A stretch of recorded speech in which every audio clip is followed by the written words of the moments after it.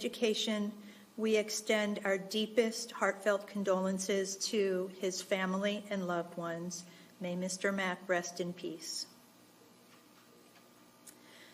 And so now we're going to have our policy first reading. Lenora Shipp, as a member of the policy committee, will lead us in the first reading of proposed revisions to policy BDD. Members of the board, the item before us tonight is the first reading on changes to policy BDD, Superintendent Board Relations. The recommended change stems from discussions at the board retreat held on November the 7th and 8th at the CPCC Levine campus in Matthews. Based on those conversations, the policy committee met on November 14th and considered adding language to the policy that calls for the creation of a corresponding regulation. That change was approved by the committee by a 4-0 vote. Madam Chair, I conclude the first reading of policy BDD, Superintendent Board Relations. Thank you, Ms. Shipp. So now we'll move on to the consent agenda items. Is there a motion that the board approve the consent agenda items? So moved. Second. All right. Before we move to a vote, does any board member wish to pull any part of this item for individual consideration? Hearing none.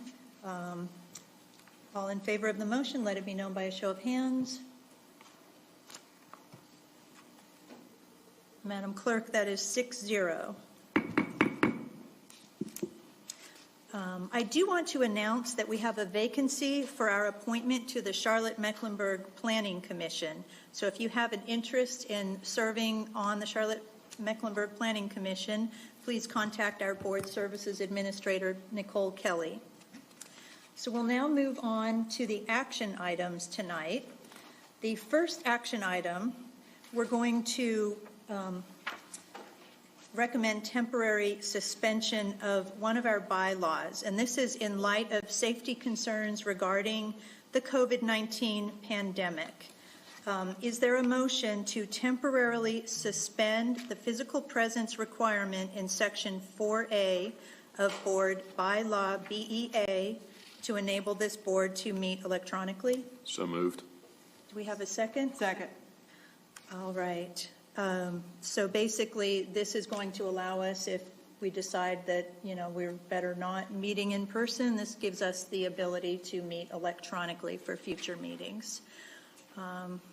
Any further discussion needed before we vote? All right. All in favor of the motion, let it be known by a show of hands.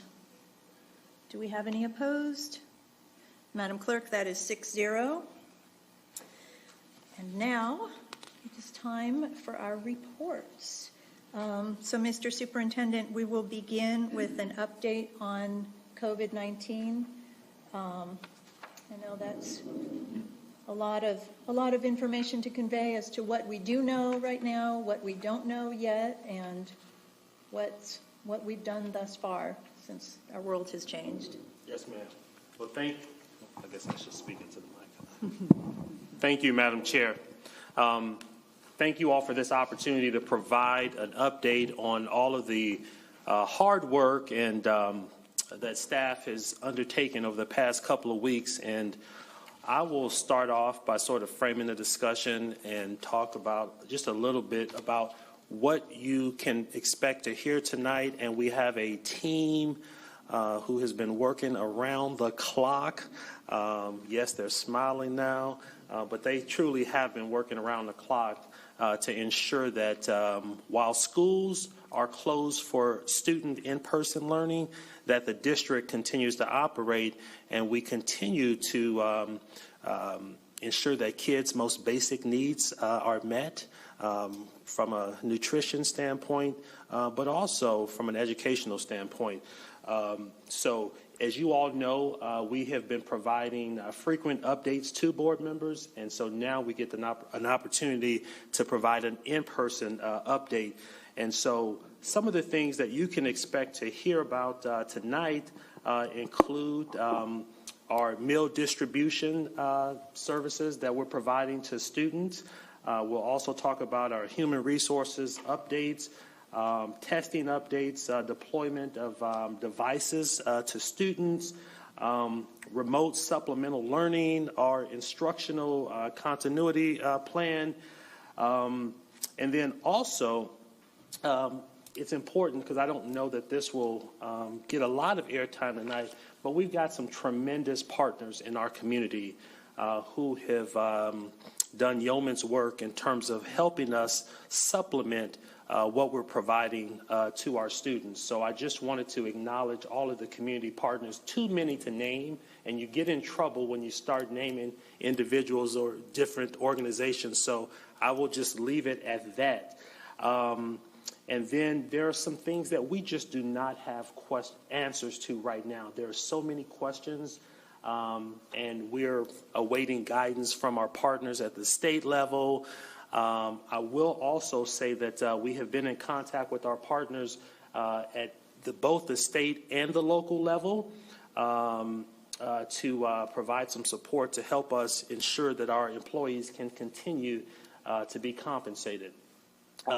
So with that, I am going to toss it over to Ms. Laura Francisco. She'll come first and provide an update on the school nutrition services operations as it relates to the meal distribution sites, and will be followed by other team members. And then at the end, I'd like to come back and sort of put a bow on things.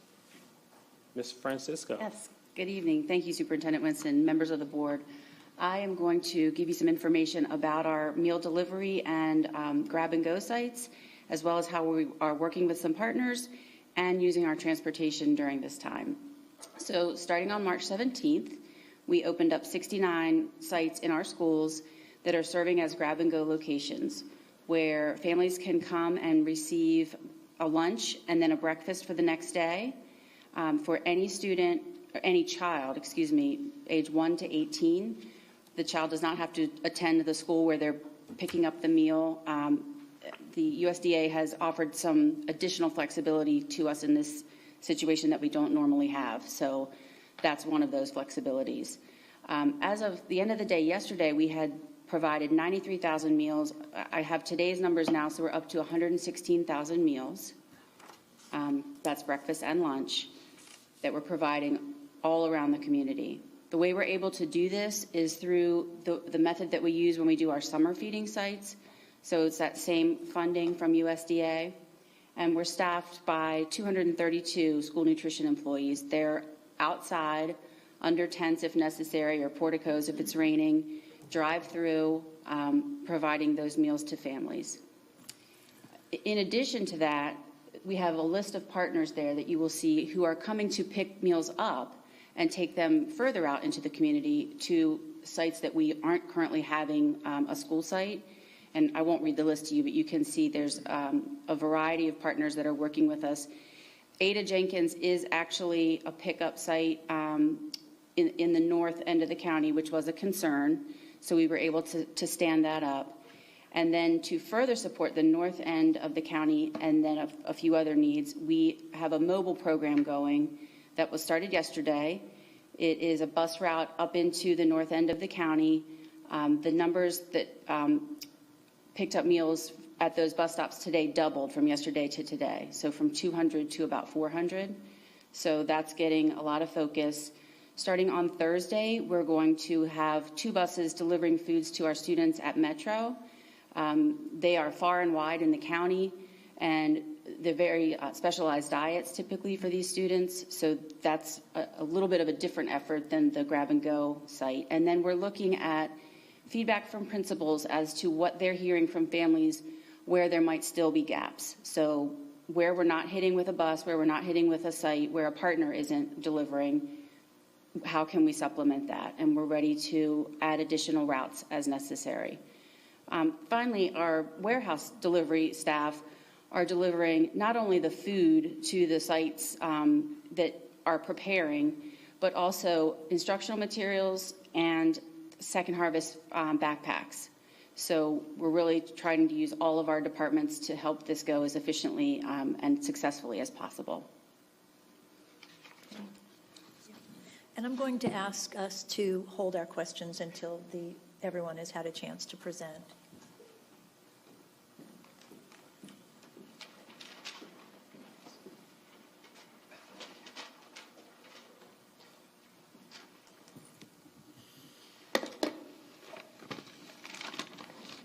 Good evening, board members.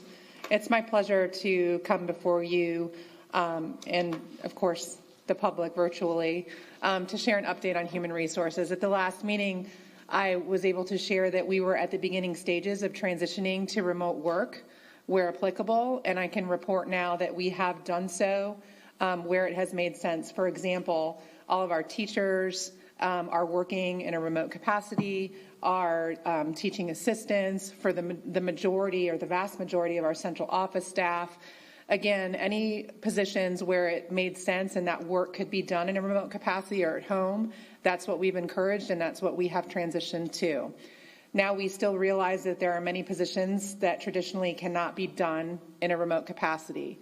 So for those positions, as you know, we've done everything that we can across the district to continue to provide alternative work options for those staff members. Some examples of that include what was just described, for example, in Ms. Francisco's report about meal continuity, serving meals to the community and to students. There are also other essential core business functions that happen that would require periodic visits on site to be able to conduct that business. But again, for the most part, we have successfully transitioned to a remote capacity. For those positions that are continuing to report in person, we are continuing to promote CDC guidelines when it comes to social distancing, as what's being in practice tonight. We're continuing to advise employees to practice those good hygiene habits and to keep the minimum of 6 feet of distance away from others. We are also reviewing new federal legislation that has been enacted that would provide some relief to families, to eligible employees who are impacted by the virus and the situation with schools being closed in the event that they are unable to provide childcare or work remotely. That legislation, as you can imagine, has a lot of implications and it's complex with respect how it might overlap with other policies that are in place. So right now, staff is currently reviewing the implications of that legislation so that we can communicate with all employees very soon what that impact is, who's eligible, how they can apply.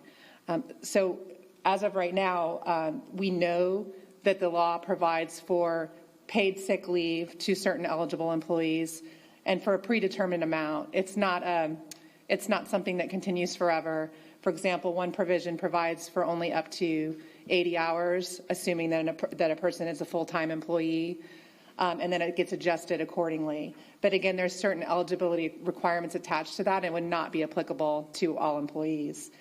Some of the Act also expands the existing Family Medical Leave Act by providing for provisions related to childcare, having to take care of others who are impacted. So not even if just the employee is impacted by the virus, but if that employee is taking care of others who are impacted, or if they need to take care of their children because sites or schools have been shut down.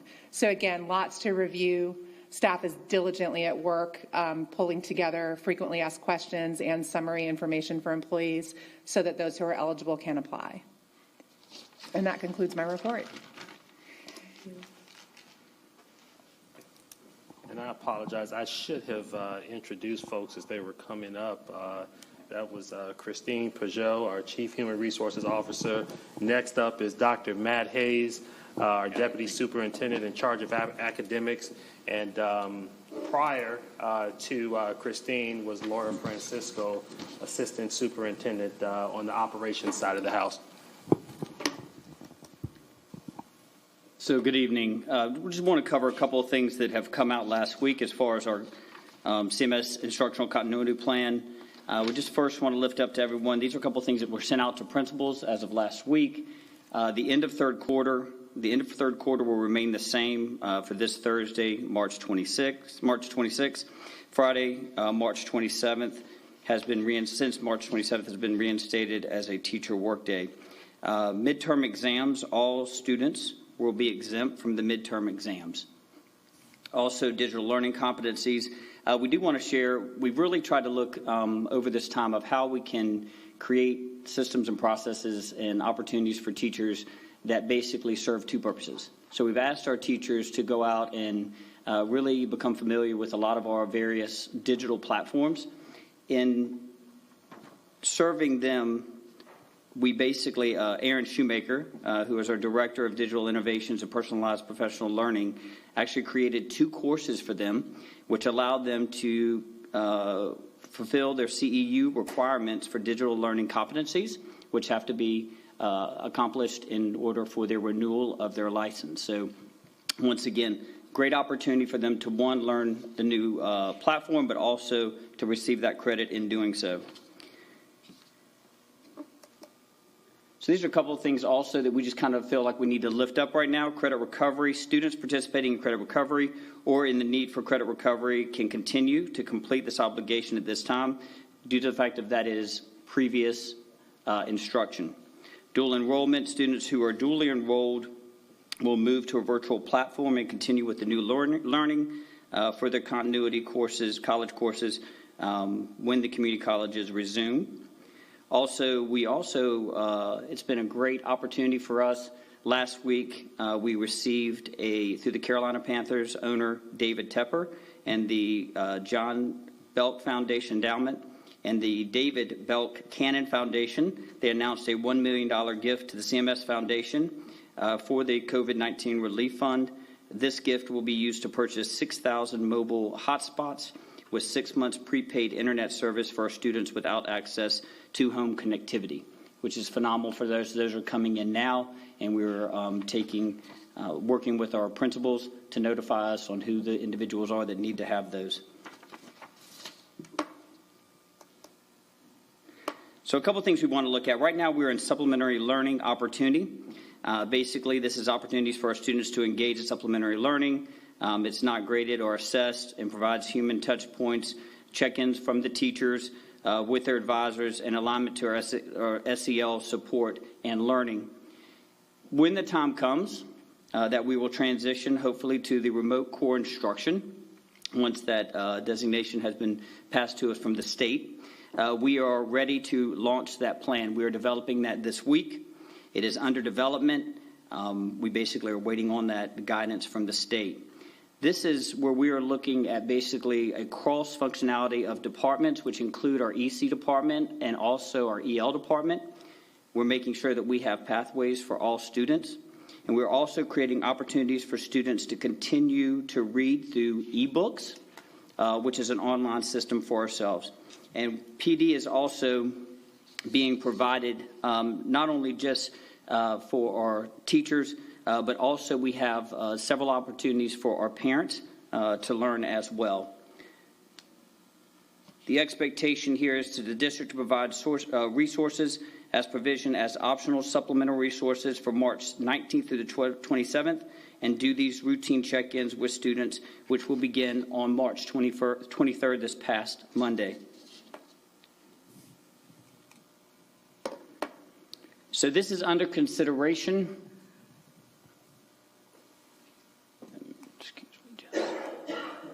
Sorry, I slipped past that. So this is under consideration. This is a draft of CMS guidelines for our fourth quarter remote core instruction once the state has allowed us to move forward with this. CMS is developing content-based work plans that support our non-digital remote core instruction for students. And then CMS, we are also developing content-based work plans that support the digital remote core instruction for our students. And then in 6 through 12, CMS is developing remote learning tools to support delivery of digital content with the core instruction. We're also partnering with our CMS teachers to assemble remote core content through the Canvas for select courses and content considered as our high priority. So I'm going to also take you through our Office of School Performance, which is headed by Kathy Elling. So basically, right now, what they're doing is they're supporting the learning community, through the learning community superintendents to the principals with virtual one-on-one meetings. They are also doing virtual learning community meetings and updating our principals on current events and situations that are happening as a result of COVID-19. Collaboration in academics on remote learning is also taking place, utilizing our LC SUPs to gather information for us that's critical to make sure that what we are developing is meeting the needs of our principals and also our classroom teachers. Our Exceptional Children's Department is preparing a transition to new learning. Ann Stallnaker, who heads that department, has done a phenomenal job in working with our state to make sure that we are in compliance if we, or as we hopefully will transition into the new learning process. Student service team is also providing a wide range of direct supports for students, which also include counseling, student check-ins. Social workers are checking on our students, helping parents have access to food and resources that are within their community. And I think with this, what we're really trying to just state here is that although we may look different, we're still providing the services that we need to for our families through the office.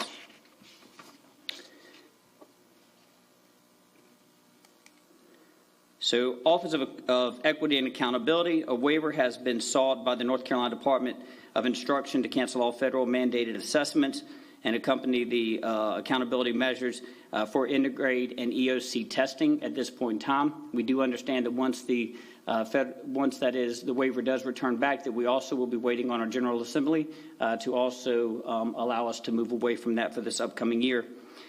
State required tests, which are the NCFEs, we will be looking to also have that also to be waived as well. The International Baccalaureate IB and Cambridge have canceled their spring assessments, and the College Board has decided to offer modified advanced placement exams that will be shorter 45 minutes in length and can be taken at home on any device.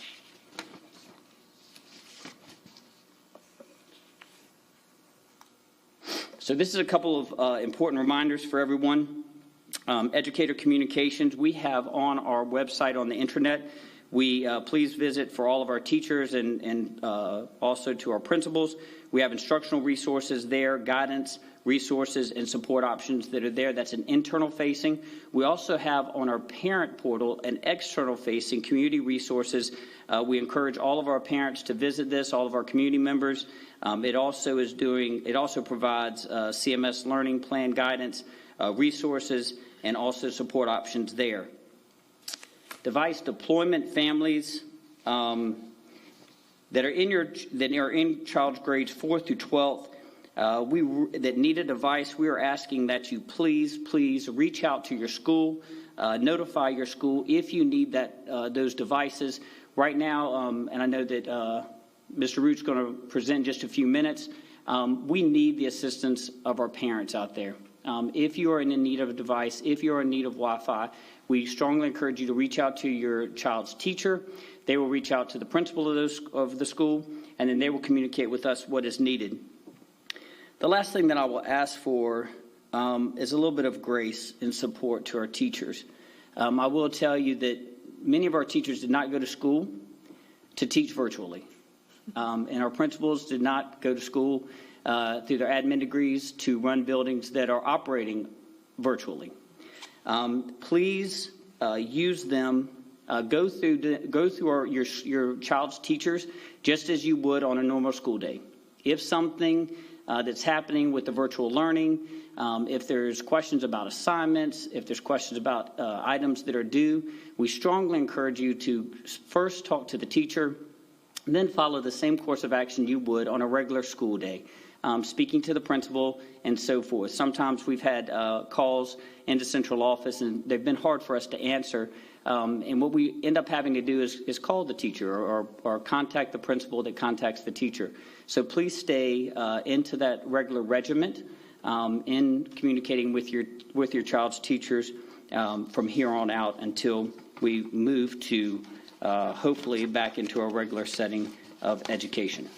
I will now turn it over to Mr. Root.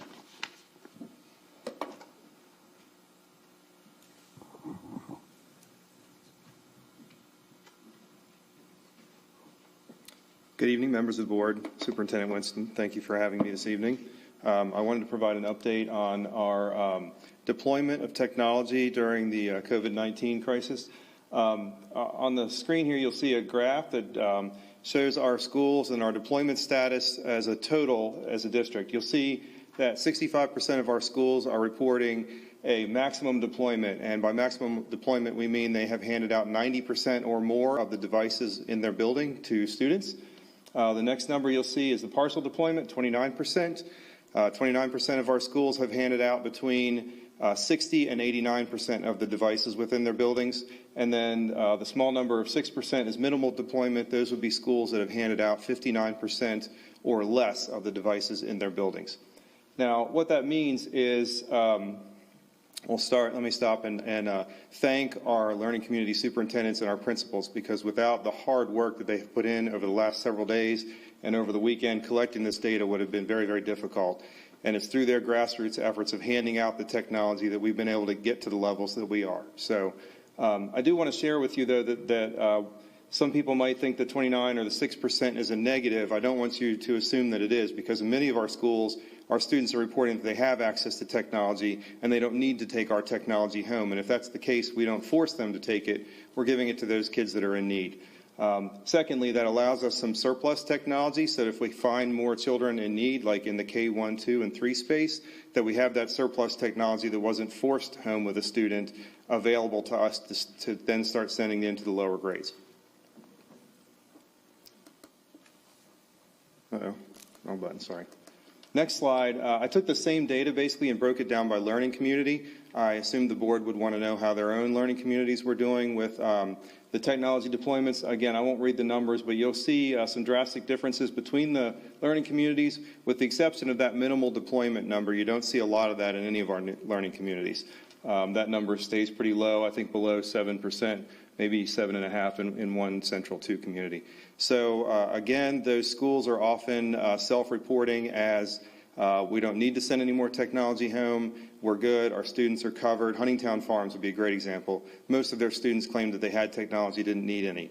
I also want to let you know this data is 2 days old now, as we surveyed up through the weekend and then compiled data yesterday and today. And several of our schools have gone through additional deployments, so those numbers will shift. As we get those, I will share those with the board. One slide I did not put together, and that Mr. Hayes spoke about, is the deployment of the 6,000 hotspots. And the reason you don't have a slide on that is because we have not yet deployed any hotspots. We've received so far 100 of the 6,000 in the mail. They're coming from all over the country. Hotspots are a hot item right now, of course, in the nation. So they're being brought to us from all over the place, as far away as Las Vegas even, for a shipment of those hotspots. As we receive those hotspots, we will prepare those, inventory them, and deliver them out for distribution through our schools, as you heard Mr. Hayes speak about. And the way we're going to do that or tackle that problem is we're going to start with our students that are have housing challenges. So our McKinney-Vento students are probably going to get the first 300 or 400 of those hotspots that show up. Then we're going to focus our efforts on middle schools, because we have done no work in middle schools when it comes to hotspot deployment. As you're all aware, we have the 1 million project that we've been deploying hotspots into high schools. We've done over 10,000 of those. So we know our high schools are mostly covered and are going to need some holes plugged here and there. So we're going to focus on middle schools, and then we will go in either direction, downgrades and upgrades with the 6,000 hotspots that we receive. Again, another update on those will come to you as we receive the hotspots and start actually handing them out. And with that, I will wrap up my presentation and take any questions, I guess, for the whole group then. So is that the last? You want to do about I it? believe I'm it. Yes, I believe I was the last. Yes. And before board members ask any questions that you all may have, I do want to touch on a couple of points that I think our community probably has questions about. Maybe some of you have questions about regarding the announcement by Governor Cooper via his executive order yesterday to extend school closures through May 15th. I was on a call this morning with superintendents from across the state, and there are many questions that remain We're working through exactly what that means for each of us, but also we have lots of questions about, the transition at some point from remote supplemental learning to core new instruction. But those are questions that we have, and I know we want answers, our families want answers, and as soon as we get that information, we'll be providing updates to the board and families and our members of our community so that they can be abreast on exactly what that means. Secondly, I would like just to touch briefly on an order here in Mecklenburg County that was issued today around a stay-at-home order. And again, that was just announced a few hours ago, and we're again working with our partners across the county to determine what impact that may or may not have on CMS. As we understand it at this particular point, essential services such as families and staff members providing meal distribution or coming to pick up meals or other devices, that is certainly allowed within that order. So that's what we know at this point. There may be some other impacts. For example, I know that the county has indicated that its playgrounds, that they're going to kind of rope those off and not, allow anyone to be able to use those. And so certainly we may be impacted because we have playgrounds at our school sites, but those are things that we're working through. And as we know more, we'll be sharing that with our board and members of our community. Okay. Thank you. So while we have Mr. Root at the podium, do we have any questions about technology deployment? Ms. Sawyer? I was just wondering how we are on numbers. I know we've had one-to-one technology in many schools.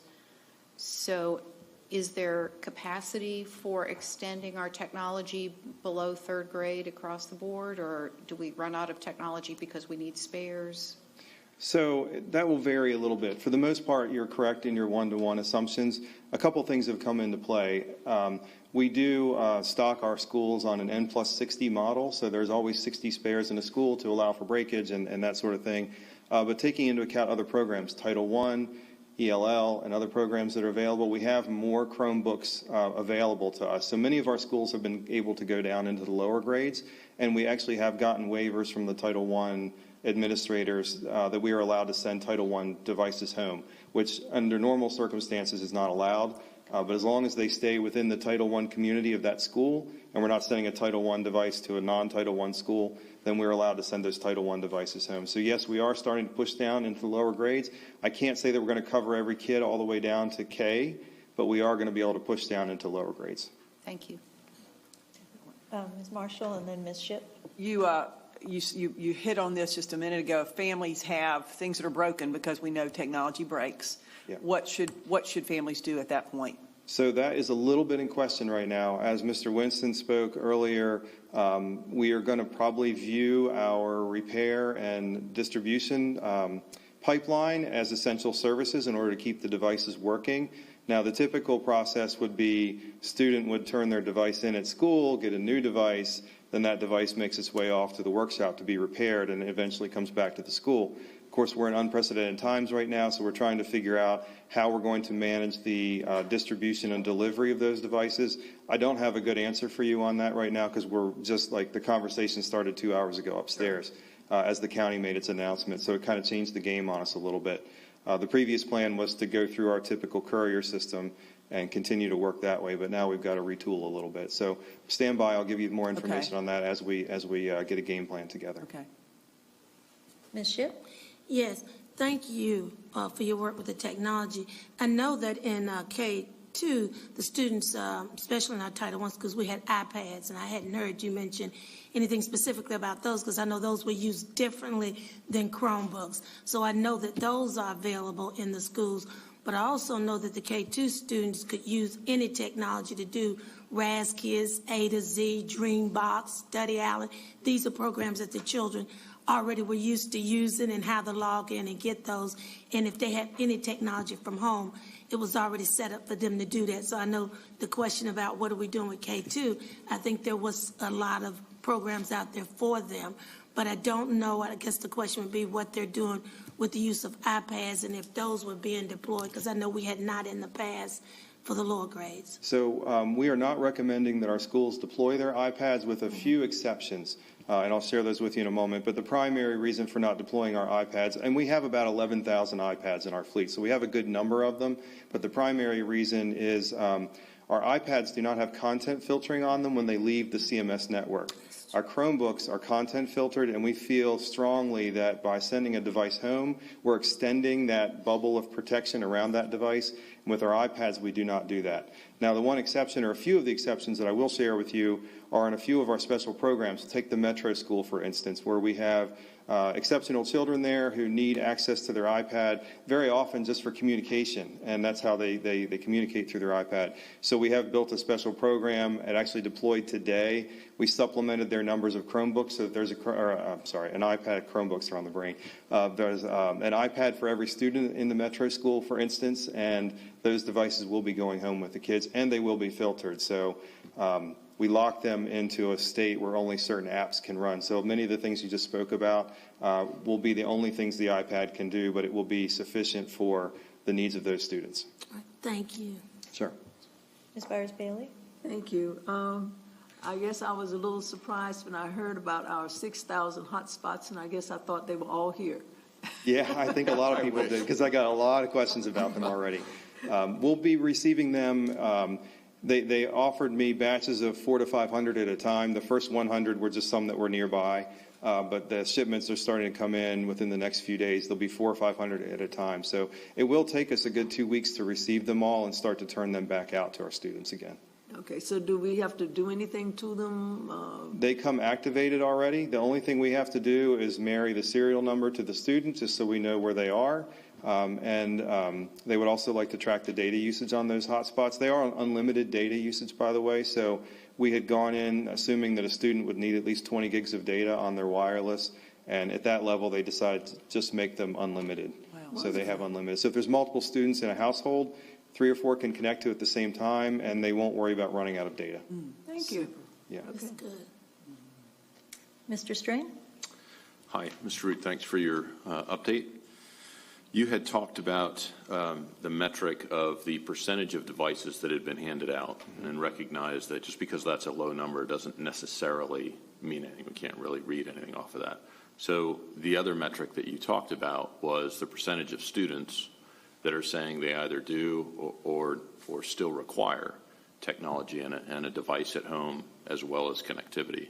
Do we have statistics on that in terms of both?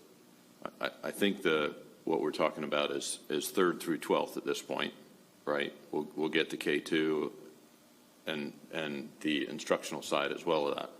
But in the first instance, do we have the figures in terms of student coverage?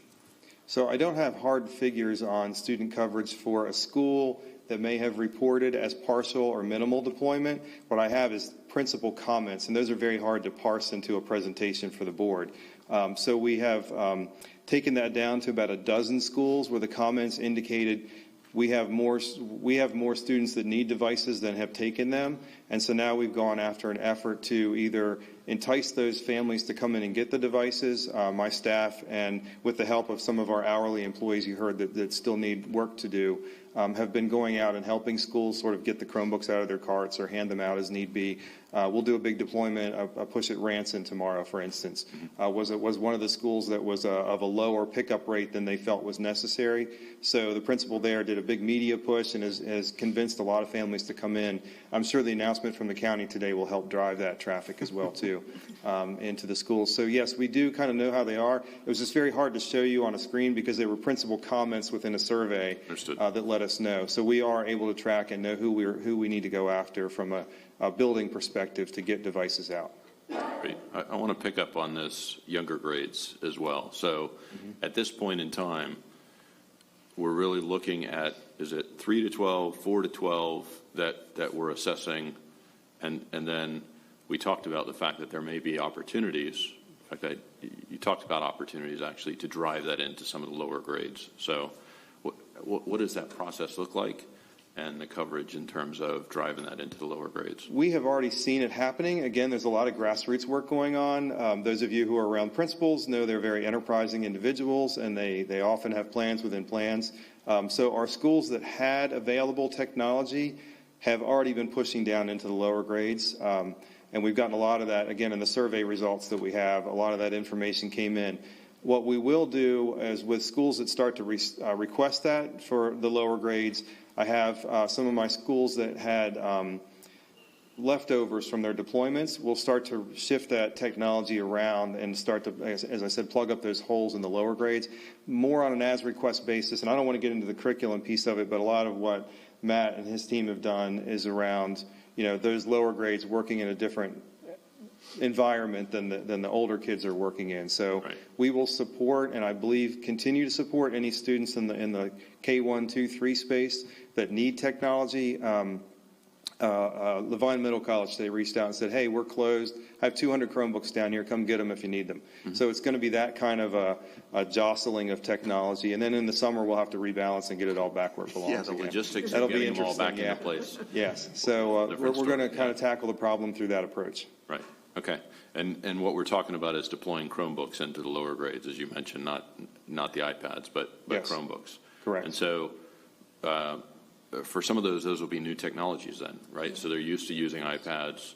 These will be Chromebooks. Obviously, there's a bit of a learning curve there in terms of some of these students getting used to using the Chromebooks, whereas our older kids, have been using them in classes in schools for quite some time. Yeah. So, again, some of that will be by request. I don't know that we will go and try to blanket the entire K1, 2, and 3 population of the district. I think we'll do it somewhat on request. And our younger kids do use Chromebooks, so yeah, we do focus more on the iPads with those younger kids, especially down in the K primary grade space. But those older kids do use the Chromebooks, and they do take their tests on them and things, so they have been exposed to them in the schools as it is. We're just not one-to-one in the elementary schools. Most of them still have them dispersed through the school on a daily basis, so a lot of our kids are touching the Chromebooks every day anyway. great. Yeah. Great. Anything else? That's it on the technology. I guess my only question is, as our employees are distributing the technology to students and their families, how do we handle social distancing and safety in that regard? I'm assuming it's sort of like when someone goes to the grocery store, there's just sort of minimal contact, but you've got Sort of a drive-through methodology that we're using. It's been more of, most of our schools have done something to the effect of setting up a tent and they're handing it through the window as people arrive. Okay. So there's been very much the drive-through mentality. You come up, you get radioed in that you're here to get your Chromebook, we get your student name, we zap it into the system, hand it to you, and you drive along. So there's been pretty minimal contact. I have not been to every one, obviously, but what I've seen has been through minimal contact via, like, we're working outside of the building even. We're not even coming into the building to get the devices. Okay, wonderful. Thank Yeah. you. You're welcome. Any questions for Mr. Hayes? Do we have any academic questions? I'll try to wind our way back. Ms. Shipp? Yes, Mr. Hayes, I want to thank you for what you're really doing and the support with the students in this academic piece. I think, I know we got lots of check-ins from the teachers, making sure that they're calling the students every day or weekly. I guess I'm asking, how well are we checking in on our teachers? Because I think several teachers were overwhelmed. Like you said, they had to do PD, and then they also had to get lessons set up. And I think there was some confusion about where they start in March the 23rd.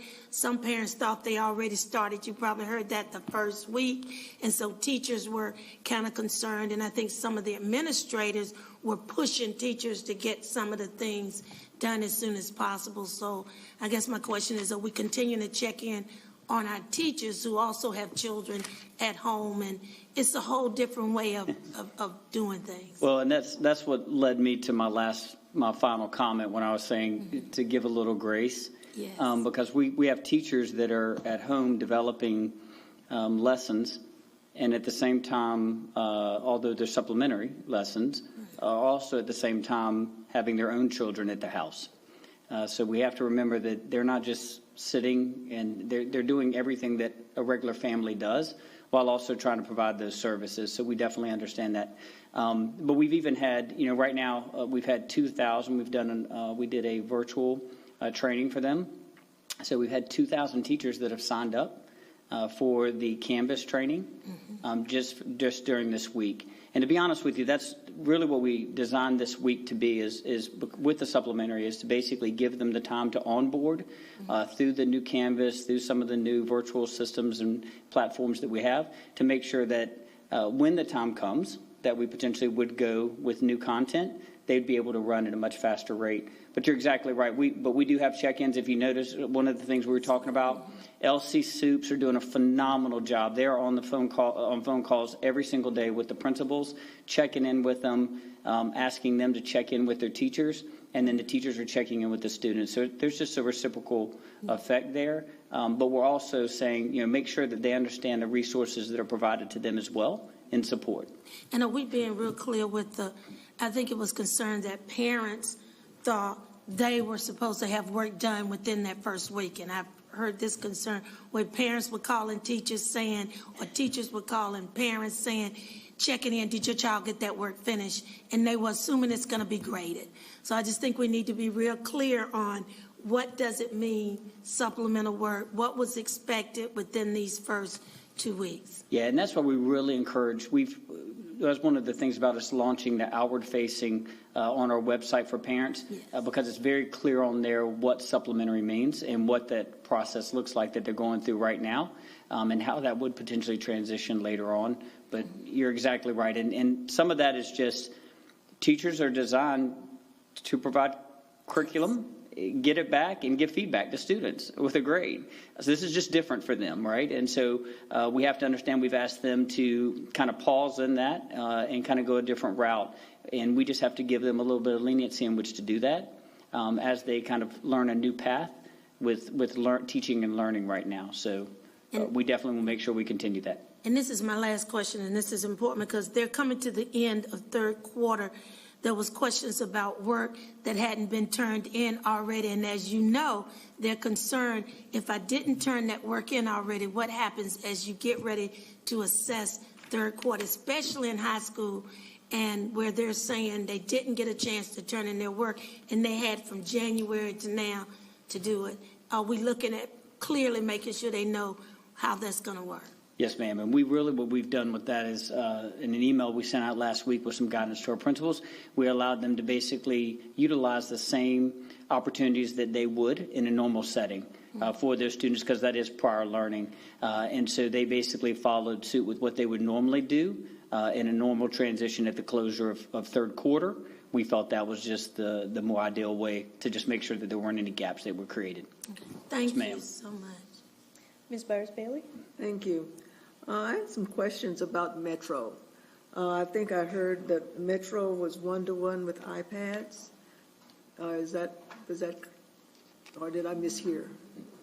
I think that there are some folks who use iPads at Metro. Okay. Oh, okay. Yeah, we supplement Metro. We're supplementing Metro with additional iPads to get them to a one-to-one state Okay, today. so that's our goal, to get them to one-to-one. We did that today. So they are there today. Okay. They're loaners. At the end of this crisis, they'll distribute them back to where they belong, but they are one-to-one today. Okay, great. Yeah. And so did the parents come pick it up, or did we deliver it to them, or how did they? Yeah, I'm sorry. Well, while Mr. Root walks up here, let me also just kind of share with you guys. So one of the things that happened today, and I only know this because there's another individual in my house that was making all these phone calls to principals today, is they are on their third round of checks with principals on what students' needs are around devices and also with Wi-Fi services. So we're trying to just, with each of those, kind of narrow the scope of who those individuals are that are in our communities that have that need as well. So I just wanted to state that I know we had the information that came across to Mr. Root's team, but they are also taking those extra steps. All of the Learning Community Soups and executive directors, we're doing that today. Yeah, and again, I can't stress how much the work that they're doing is informing us and therefore informing you of what our status is, because this is a grassroots phone calls. They're calling their families directly, effort to find out exactly what their needs are. So the Metro School is, I do not believe they have deployed their iPads to the students yet. My team was there today delivering the last of the supplemental iPads and finishing the final configurations, as you heard me say, to kind of lock them into a state to make them go home. Whether they've handed any out or not, I don't know. I'll have to follow up tomorrow. And if you need me to respond to you on that, I can do so. No, that's fine. I wanted to make sure I didn't misunderstand. Yes. Thank you. No problem. Ms. Marshall? Just want to first put some context again around where we are. 2 weeks ago in our meeting, we were in a very different place. And so in 2 weeks, we have basically upended public education in every way that it has been delivered for probably 300 years. And we've had to do it in 2 weeks. And so that means the development of the curriculum, the teacher input, family input, and obviously technology to get to this point. So it's incredible. And I want to say that in my conversations with people from other parts of the state, they aren't anywhere near this. And so the fact that we have put, if you got a number, maybe we're north of 100,000 Chromebooks in children's hands, would we not? Oh, I would say definitely. Oh, yes. Yes. Well, yes. That's enormous. So these are monies that our county and our state has given us for instructional materials, and we've put them where they needed to be. They are not in a closet in a school. They are in students' hands right now. So I just can't emphasize enough how important that is to our community to know that our schoolhouse has no walls now. And so I think that's where we all need to be.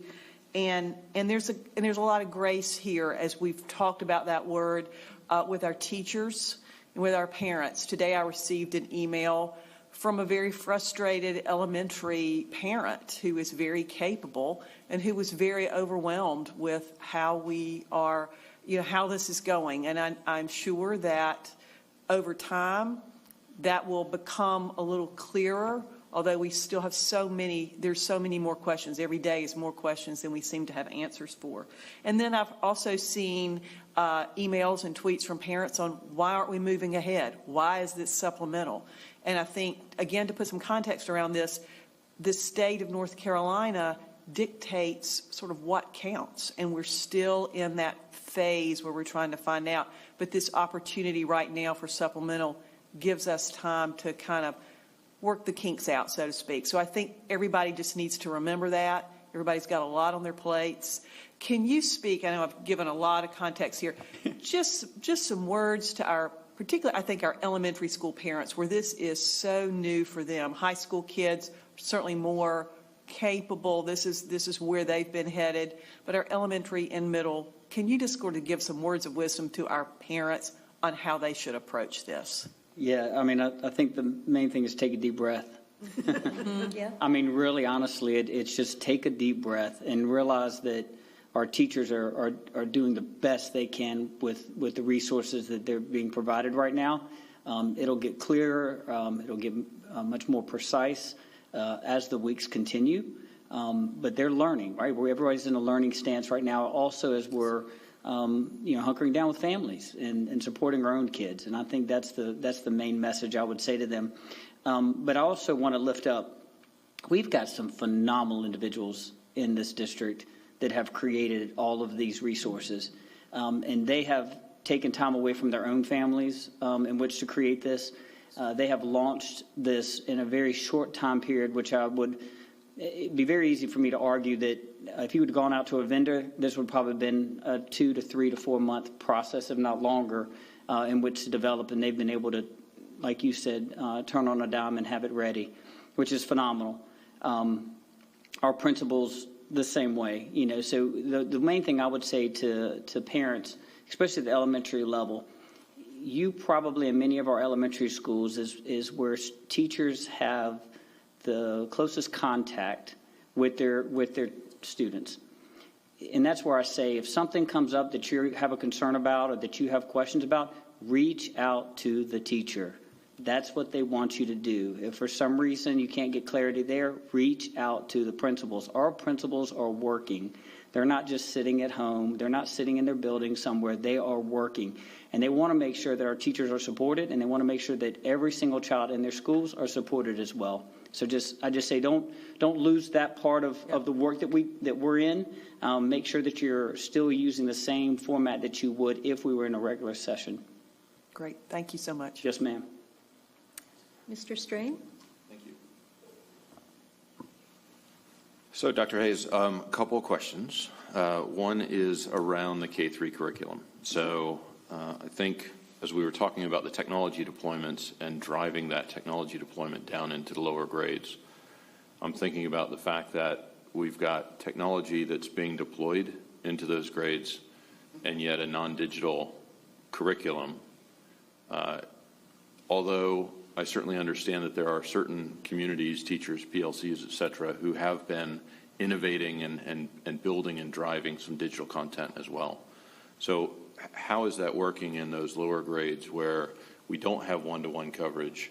However, we're pushing into that. Are there opportunities to drive some digital content as well? Yeah, most definitely. I mean, we've got digital boards that students, choice boards that students can work with in kindergarten through third grade. Basically, they just have to go on and as far as any online system and execute on that. Once again, any of our parents that have questions about any of that content or where it's located, they can go to the CMS website and you'll see a parent kind of portal right there. They can click on that. It can take them through each one of those and how to log in. Now, we also understand that we have some of our students who don't have digital access at home. And so what we've done for them is last week we used our own print shop and we basically printed the entire week of content for those students, and we had it at our food distribution sites for them to pick up. Right now we are getting ready to go to print again for next week's. So we're going to stay a week ahead and make sure that we have that provision for our students that may not have that same opportunity or accessibility. Super. Appreciate it. And in terms of the supplemental instruction that's taking place now, we know, as Ms. Marshall discussed, that we've got some restrictions currently. Where do we stand in terms of those conversations at this point? Who are you looking to, or where are you looking to say, yep, we can move forward? And I fully recognize this is going to be a discussion, but I think it's important that we share that with the community, that not only the statement, well, we're kind of waiting on somebody, but let's talk about our preparedness to move forward and precisely who and where those conversations stand. So I will let Superintendent Winston address that as you guys go through the conversation a little bit. But the one thing I will say to you is that as a district, if given the opportunity, we're ready to lift up new instruction as early as the beginning of next week. You hear that, Raleigh? And that's going to, there's a lot of people that are probably watching this right now that cringe a little bit because they know that they're basically burning the midnight oil to get that done.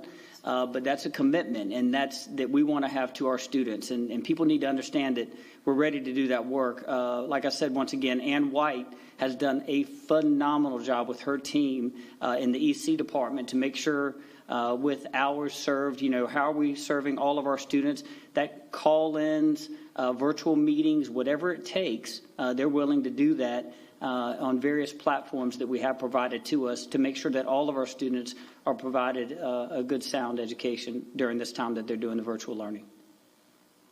The only thing that I would say to build off of what Dr. Hayes said is that certainly while we have many questions and we're asking those questions of our partners at the state level, we are continuing to plan at the same time for what we believe is the inevitable, so that when that decision is made and it's shared with districts, we're able to move forward and we don't have to spend that time planning. So just to build off of what was shared. So what I'm hearing is we're prepared to move forward from next Monday, and we're awaiting word from Raleigh, State Board, General Assembly, State Superintendent, somewhere in there, Governor, to give us clearance to do so, is what I'm hearing. Yes, sir. And in full transparency, I will tell you that we would probably launch first with our high schools and our middle school. They're ready to roll. I mean, for most of our high schools, probably about 80% of our teachers have their content already online. Basically, we're having to hold them back from taking, from being able to run. In our elementary, we would probably, that launch would probably be around Wednesday of next week, which would give us enough time to make sure that those packets are out to all of the food distribution sites to make sure that those students are starting, and we would actually begin with the 4th module of learning at that point in time, and we would basically stop, just kind of sever the 3rd module of learning and move to the 4th, which would allow us to start directly with 4th quarter instruction. And if I could chime in, what I'm hearing from some of the folks I'm talking to in Raleigh is that every district is in a very different place right now, and they're trying to meet the needs of all the children in North Carolina equitably. And so that is part of the challenge, is that we might be ready to roll, and some other districts might need a whole lot more support before they're ready to roll, and they might not want to get into a place where we have this huge divide in our state. There might be some lessons that districts can learn from one another, and that we can lift up that folks at the state level can carry back to other districts. So those conversations are going on right now, and I think are part of, as complicated as things are for us, it's even more so for them. Sure. So I think that's part of the pace, what seems like a slow pace right now. Sure. But Understood. I know our kiddos are chomping at the bit to move forward. Yeah, and I'll share that as being good stewards of the work, Brian Kingsley has met with CAOs across the state as well and has offered them some of this opportunities, this information, as far as sharing out with them as well. So we're not just kind of keeping it right in. And so if there are other districts that are interested in finding out about anything that's happening, we welcome them to be on a call to share that information as well. Awesome. Thanks. Dr. Hayes, I'll wrap with the comment you made about calls going out from the House. And looking at the needs of individual schools, right? We talked with Mr. Root a little bit about this as well, and understanding what those requirements are. I don't think we can say enough to lift up the Tepper family and the Belk family for their tremendous contribution in bridging a gap that we identified. One of the things that I want to make sure of is that whilst we came forward and said we're looking to raise $1 million for 6,000 hotspots with 6 months service, that we understand that's not going to get us all the way there. And so we need to continue to assess, to identify what that complete coverage would be for all of our kids, right? Both on the Chromebook sides in terms of getting the devices out there, as well as, full coverage, as well as those hotspots. So certainly appreciate that. And Mrs. Hayes as well for working in the Southeast Learning Community to get that done. Yes, sir. Thank you. Ms. Sawyer. I'm not sure if this is a question for you, Dr. Hayes, or for Ms. Bugeaud, but I know there's some confusion or angst among teachers about how they're if they're to track their time, how they're to track their time. Will they be evaluated on their Canvas classrooms? Those kinds of things. Do you have any words of wisdom on that, about how they should approach this? This is a brand new world for them, and for many folks it's sort of uncertain. Hello, I'm happy to take that question. With respect to time, in accordance, and because we want to make sure that we comply with federal laws like Fair Labor Standards Act, so on and so forth, especially that's particularly important with our non-exempt employees. So we have distributed a timesheet for non-exempt to record their time that's done in a remote capacity. Any time up until this point and continuing that has to be done on site, then they are using time clocks to record that time. With respect to exempt staff, that's not the same. We continue to operate our monthly payroll, and people are still continuing to submit leave requests if they would like to have time off from work, so those are still being processed. Observations, the guidance that we've recently received from the state is that observations are still expected to occur. However, the domains that are targeted are more limited now, so that we only look at the domains that are related and can be observed through a virtual platform as opposed to a face-to-face platform. Thank you. And while you're there, I just want to thank you for extending the opportunities to hourly staff to participate in various staff development trainings. I think that's a great opportunity. Are staff like TAs and BMTs, do they have technology so that they can support either instruction or just checking in with kids? Yes, ma'am. And I just want to share with you guys, our TAs and our principals are doing some phenomenal things out there with their TAs. The LC Soups actually created best practices for our staff within their buildings. So they went out to all principals across the district so they can learn from each other as they go through this new type of learning. But I mean, some of our TAs are being used to, some of our are doing recording themselves with read aloud.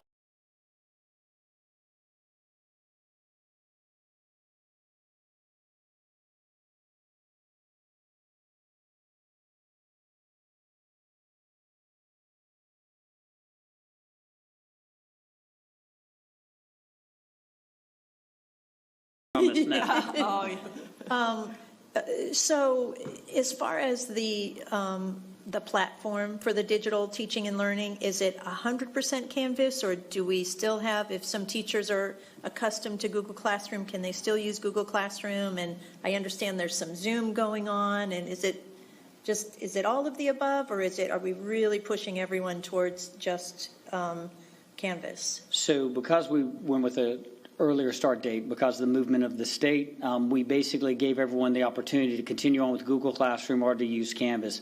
What we've done right now, as I stated, so out of about 9,400 teachers, we've got about 2,000 of them that have signed up for learning on the Canvas platform.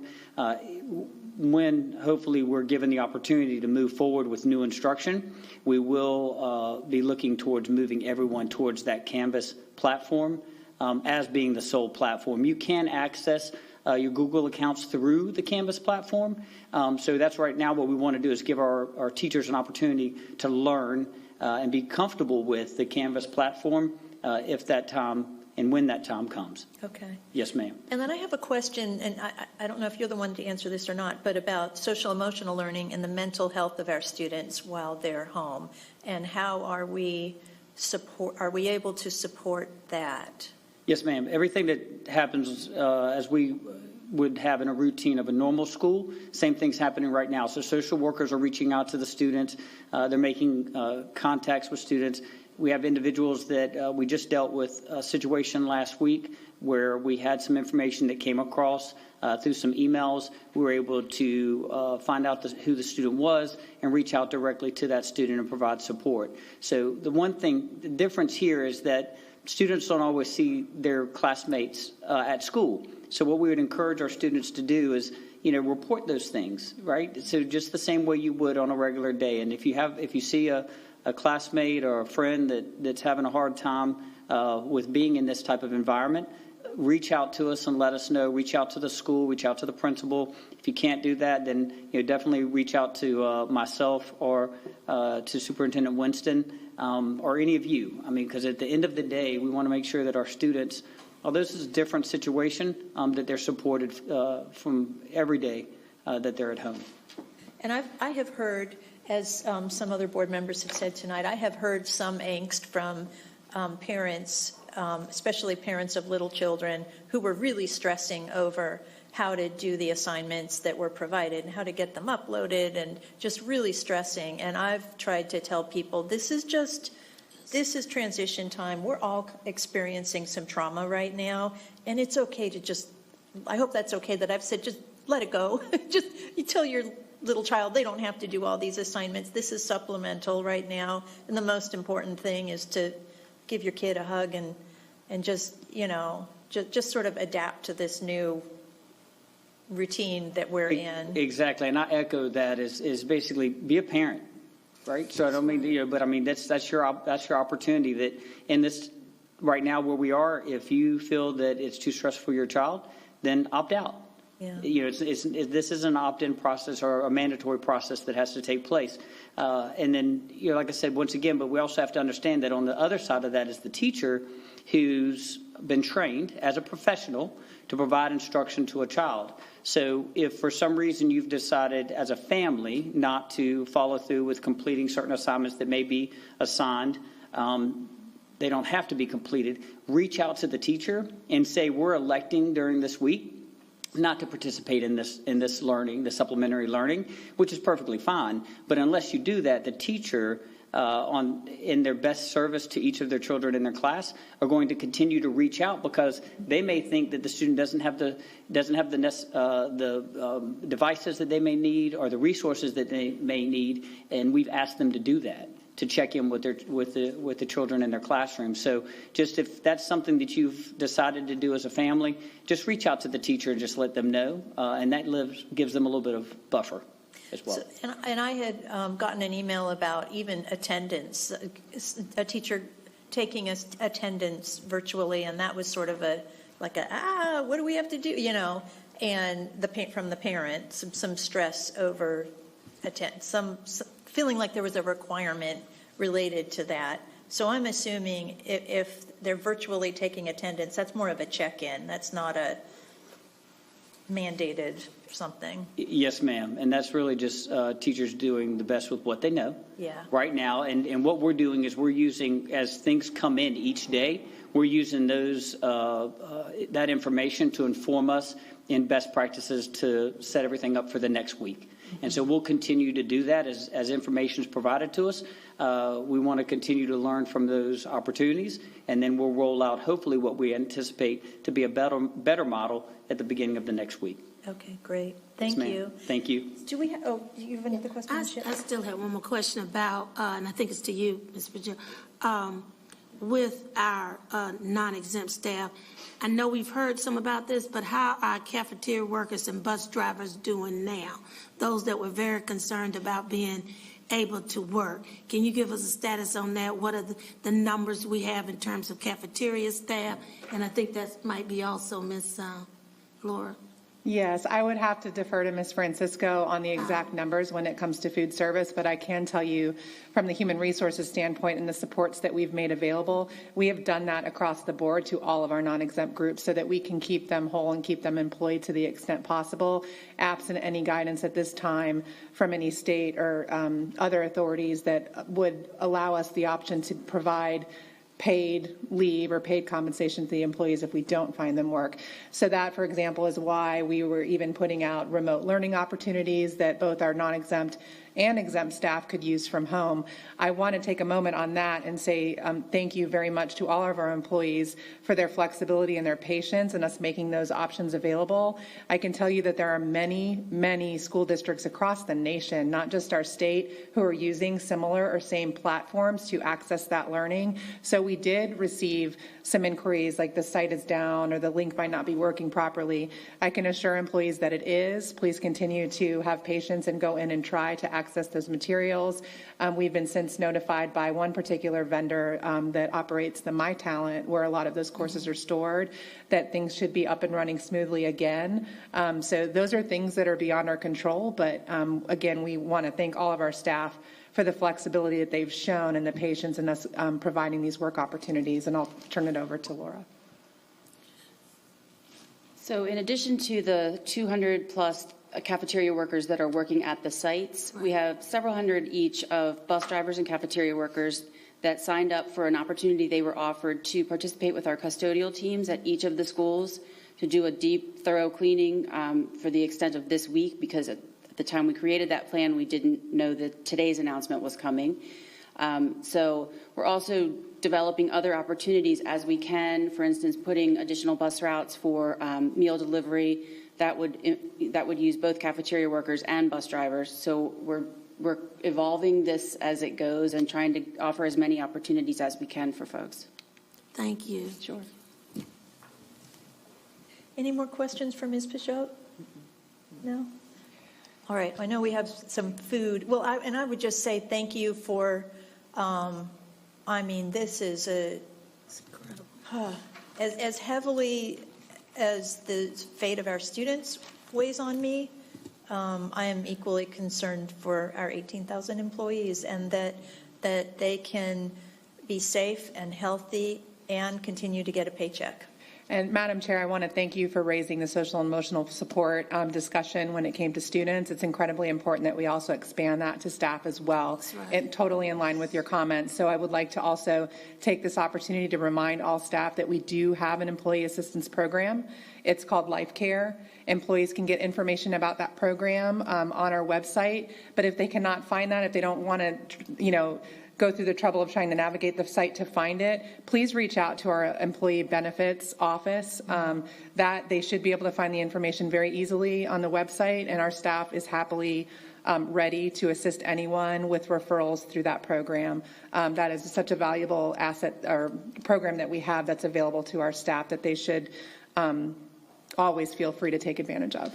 That's great. Thank you. So I'm sure we have a few more questions for Ms. Francisco about food. Ms. Marshall.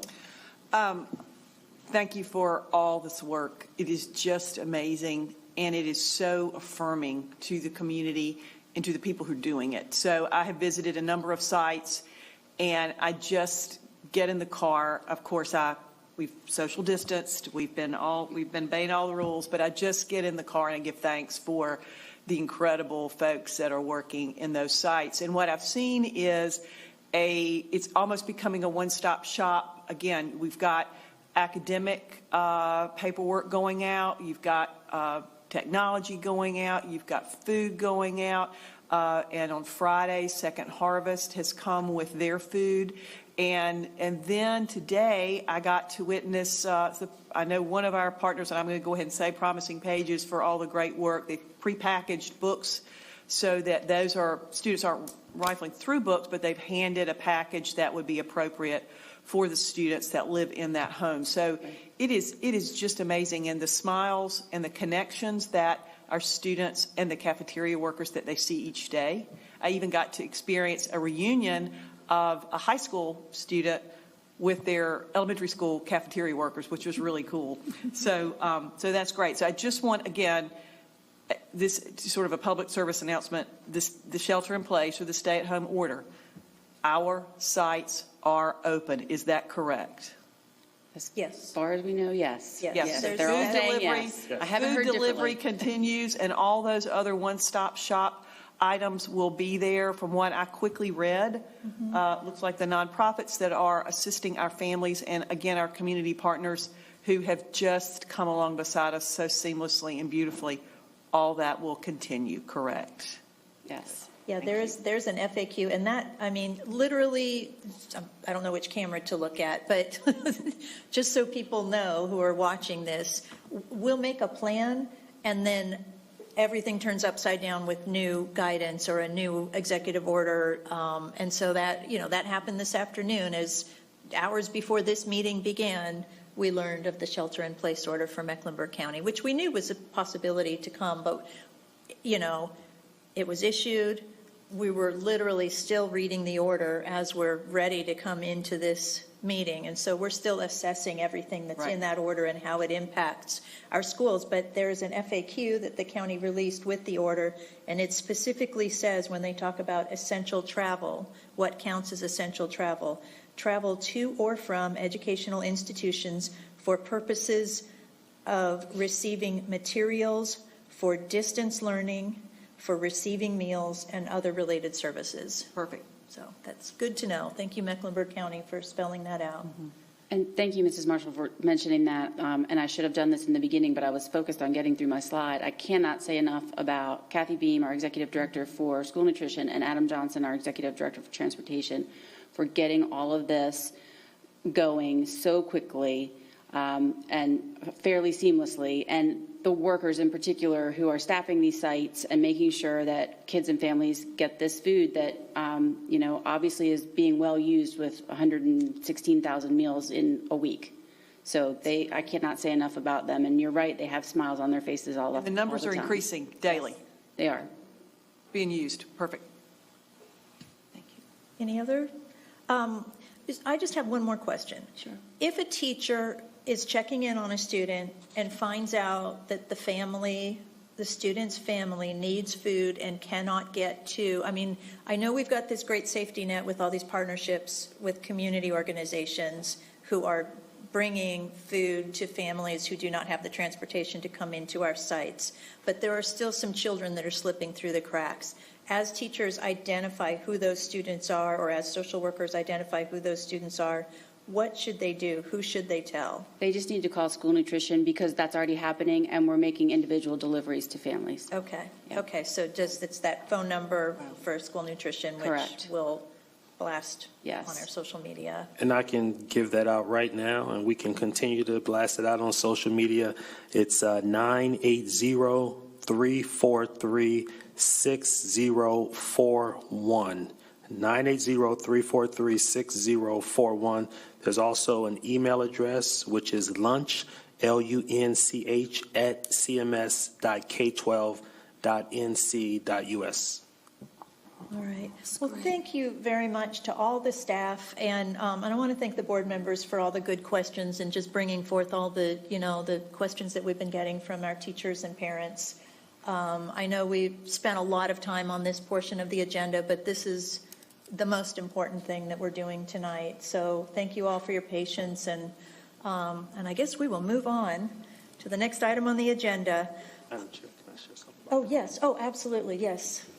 Thank you, Madam Chair. I just wanted to close out this part of the conversation to say that this pandemic has had far-reaching impact.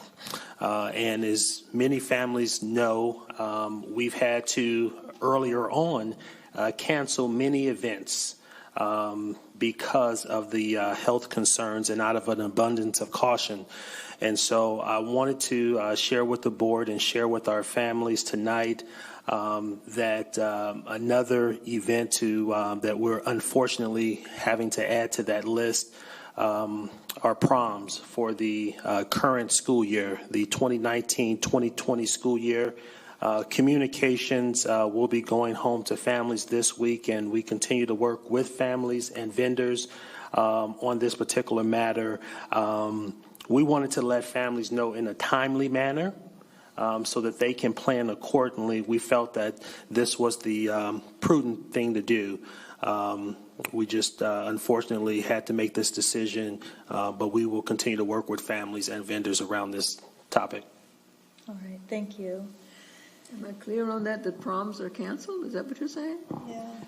Yes, ma'am. I heard everything except the word cancel in that sentence. Yes, we are canceling our proms. We're not alone. Other districts are moving in the same direction or already have done so out of an abundance of caution. We can't guarantee that, we haven't reached our peak yet in terms of what we're hearing from our health officials in our community, and we just want our families and our students to be safe, and we felt this was the best thing to do. Okay, I understand and I agree. I just didn't hear the word cancel in all of that sentence that you said prior to my question. My apology. Thank you. All right.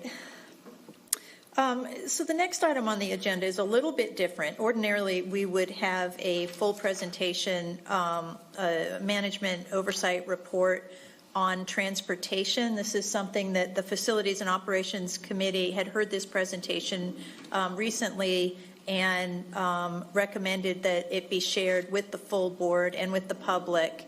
But given the current state of affairs, we've decided to put this report online. So it will be on our board docs website. And we're encouraging our constituents to, if you have an interest, to go download that report and take a look at it. It's got some really valuable information and some great work that it's just good to know about what our transportation staff is doing.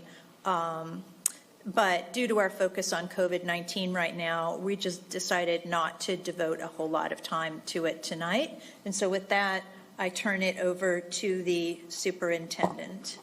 Thank you, Madam Chair.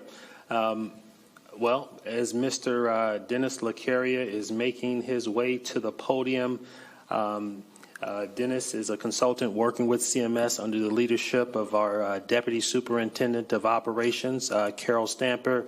And this is an opportunity, this presentation will give us an opportunity to all hear where we've been in the most recent months, and then also an opportunity to really look ahead as it relates to our facilities and capital needs. So with that, I will turn it over to Mr. Lacaria. And actually, before you start, Mr. Lacaria, just one more quick bit of context. So the Transportation Oversight Report we just put online. This report on the capital needs assessment is something that we have planned and promised the community that we would come back and report on March 24th. We did not know how quickly COVID-19 was going to overtake our community at that point, and yet there is some work of the district that is essential that needs to continue regardless. This is, our long-term capital needs are not going away, and the need for our community to be engaged in that work is not going away. And so we did decide to continue with this report, but we're kind of streamlining it. So Mr. Lacaria is going to, it's a hefty report here, but he's just going to give us a quick 10-minute presentation, and then we'll do some questions. But I'm going to, just for the sake of being able to get our staff home, I wanted to allow all the time in the world for our questions on COVID-19. For this portion of the agenda, I'm going to ask us to hold your questions until the end, and then each board member will have up to 3 minutes worth of questions. So you'll each get one chance to ask your question or questions within a 3-minute time limit. And with that, it's all yours, Mr. Lacaria. Perfect. Thank you, Madam Chair, members of the board, and Superintendent Winston. Glad to be here tonight to take us on the next step in our journey through the Long Range Facilities Master Plan. Again, just setting the table that we've not done this work comprehensively since about 2005, 2006 in the wake of an unsuccessful bond referendum. So we believe that it's time, based on the changes in our community, that we do that work. And then we know that we're standing at a place, because this work hasn't been done for quite some time, that we do have, as it appears to be the case with so many things right now, a lot more questions than answers. So we have started community engagement and information sessions. These have included existing groups such as MEAC. We've met with Steel Creek Community Association, and we had 2 town hall meetings, one at Northwest School of the Arts and one at Providence High School. There were 2 additional meetings that were scheduled for East Meck and Mauer Creek High School, which had to be canceled because of the concerns with COVID. So this is kind of a high-level overview of those initial conversations that we've had. We talked to folks about some very basic things in order to set some baseline understanding of terms that we're going to be using as we work through this process, as simple as what really is a capital project. We've talked about how we've got assumptions, methodologies, and standards that make up all of those components, and we as a community have to look at how all of those things fit together as we build this plan. And we got quite a bit of feedback, and as we move through the process, this will be shared both online with the board in the final report and as we go.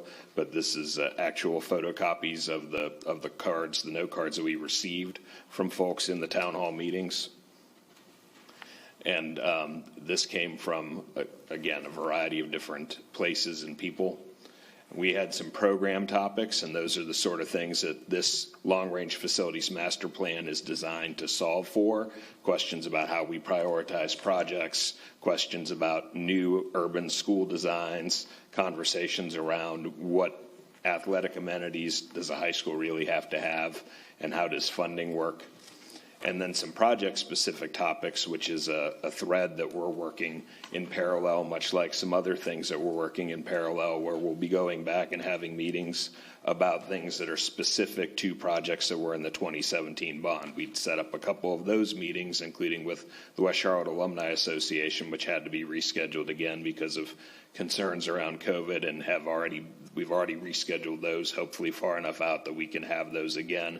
But we are anticipating additional project meetings for projects that have already been kicked off and have seen some changes, as well as the project kickoff meetings for those projects that have not yet started. And just so everybody remembers, we've got about 55% of the projects in the 2017 bond in some form or fashion underway. So this is kind of an overview of the next steps in the community process. We have recorded a voiceover for the presentation that was delivered at the town hall, so we're going to be standing up a new web page for the Long Range Facilities Master Plan, a new web page for construction. That video and that presentation will go there. This presentation will go there, and it'll become an archive for the documents as we move forward so that folks can go to one spot and see this information.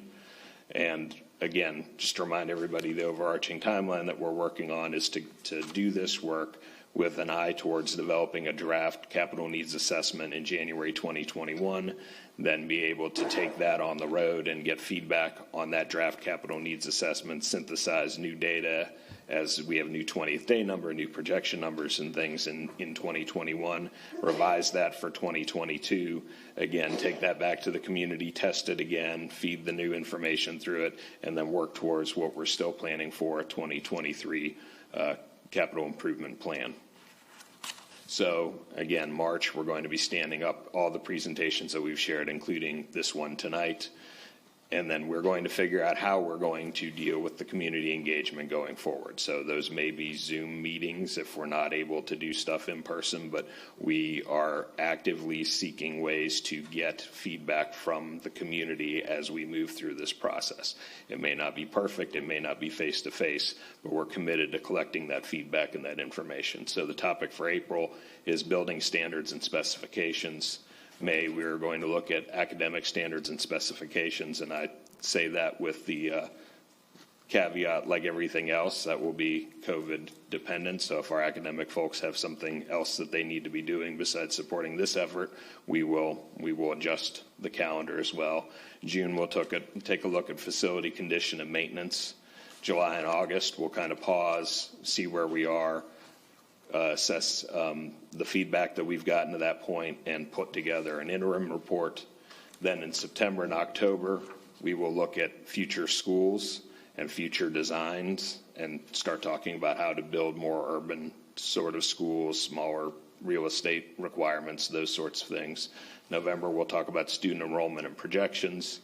December, move through the rubric, project prioritization, with, again, the eye towards delivering a draft capital needs assessment to the board in January 2021, and then refreshing that with the data and moving forward. So we recognize that we have work to do together with this community even at this time, and that's why things are going to be proceeding on these parallel paths, including with the project-specific meetings. We talked to you about where we thought construction costs might be. That's all out the window right now. We're in the process of bidding the 2 high schools, so we'll have an idea for numbers for that, but that still doesn't necessarily tell us about what conditions going to be in September, let alone in 2023. But they will be more data points, and we're going to have to figure out where we are relative to escalation in the near term and in the longer term as the economy recovers or doesn't. And so those decisions and others will impact the bond and the way that we build the 2021 CNA and ultimately build towards that CIP. And again, we've shared with the community the considerations for the work, that we want to focus on what's best for our students first. We want to make sure that we're being as transparent as we can possibly be, that we're going to honor the program that we develop, and that we will not make decisions solely based on cost. And again, the challenge here right now is to make sure we hear from the community, but we are going to find ways to hear from the community, and we'll answer these questions together. And that's how we're moving through this. And if anybody wants to contact me, that's my email address, and I await your questions and comments. Thanks. Wow. Any questions? Ms. Byers-Bailey? That was fast. And I guess for those at the my community in West Charlotte, all they really want to know is, are you building the school? Where is it? And when will it be up? And so right now, we are fully intending to deliver that school on the schedule that we're on right now. The bids are in hand right now. We're actually going through the bid tabs and trying to figure out what that actually means for the cost of the school versus the budgeted number. But we are still proceeding on our original, on the timeline that we have been on relative to delivery of that school. And the same with the Palisades School? Yes, ma'am. Nothing at this time tells us anything different. Okay, thank you. Ms. Shipp? Oh, actually, that was my question. Oh, that was your question. That was a nod. Yeah. The West Charlotte Yes, Olympic ma'am. Relief, as long as we're still on track. Yes, got those bids in to do today as well, I believe. So waiting on better information. Okay. Anybody? No? Ms. Sawyer, Ms. Marshall, Mr. Strain? Sure. Hi, Dennis. Hello, sir. So in the community engagement sessions, there was some mixed messaging, due in no small part to myself, but I know it wasn't limited to myself either, that we were going to have a capital projects community engagement. Obviously, this focuses almost entirely on the capital needs assessment. And so I think a lot of the feedback which will be shared, which came from the community where I was in attendance anyway, was about interest in talking about the projects, to your point, as opposed to questions about capital needs assessment. And so, you know, they're to your point, they're two parallel paths. They certainly have intersection points, but I think it's critical that we're clear as to those project-specific or 2017 bond-specific conversations and our broader program plans and capital needs assessment that we're starting to undertake. Is there anything that you could share at this point with the community that says, here are the two parallel paths and the intent to address those needs? Sure. And so specifically to that point, we were trying to set, I believe right now the schedule that we're on was to bring the high school contracts to you April 28th, with the idea being then that we would have an opportunity to have community engagement specific to the West Charlotte High School and the Palisades High School in early May. So that's a timeline that we're working on relative to being able to have a community-specific conversation relative to those two specific projects. If we can't have more than 5 people in a room, then we're going to have to figure out whether we can do that virtually or what that looks like. But that was the timeline that we were on. So as we have these milestones, because we want to be fully transparent with the community, so as we're bringing the construction contracts forward and sharing that information with the board and sharing that information with the public, that becomes a natural inflection point whereby we can set those sort of community meetings to talk about the specific project, with all of that being under the umbrella basically of the long-range facilities master plan work. And as we're learning things because of those contracts, like the dollar values that will inform that planning, the long-range planning process that will incorporate those sort of facts and figures going forward. So we will be very, very clear and intentional about delineating those things, subject to whether or not we can all be in a room or not, and how we're going to manage that. Thank you for that. We know that one of the significant issues that came up was the variance between our current high school operational environments and the efficiency level that was planned in some of the decisions that we made earlier as a board.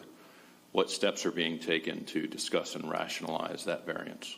And I think that's fair. As we're moving through these and we're confirming these assumptions, then we will take those next steps to filter those assumptions through the plan and then determine what steps we need to take to operationalize those assumptions. So it's a process. We've got a plan for the outcome we want, and then once we've decided on the outcome we want, come up with a plan to implement that and then actually implement that. And that's kind of our shared challenge. Thank you.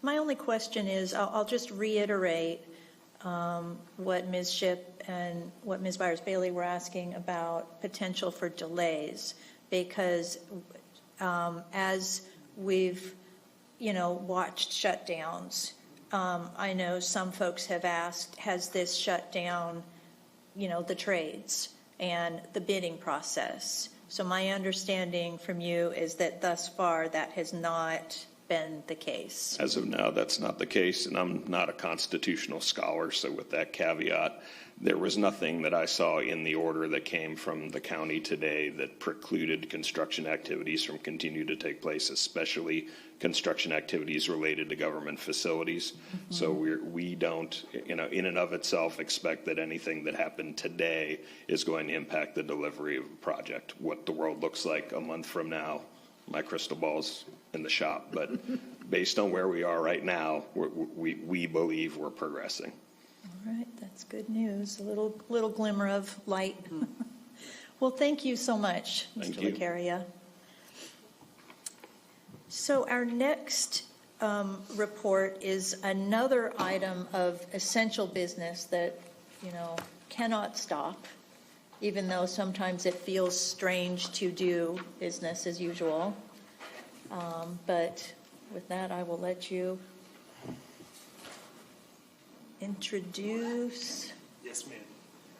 Okay. Well, I was going to, and she's already gotten a head start, going to invite Sheila Shirley, our Chief Financial Officer, forward to the table.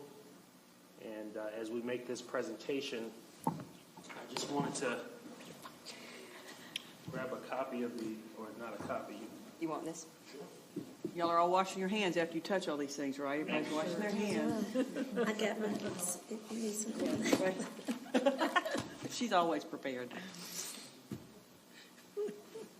Might want to check it, Ernest. I'm not sure. He said it might not be working. Good. You have the magic touch. We'll see about that. I was just going to say, let it be so. Well, thank you again, Madam Chair. I appreciate that. And thank you, Ms. Shirley, for joining us here at the table. I am extremely excited to recommend this evening to our board a 2020-21 proposed operating budget. And I will share that our staff, my team, we began working on the budget in November, which seems like a long time ago. And it has been a long time.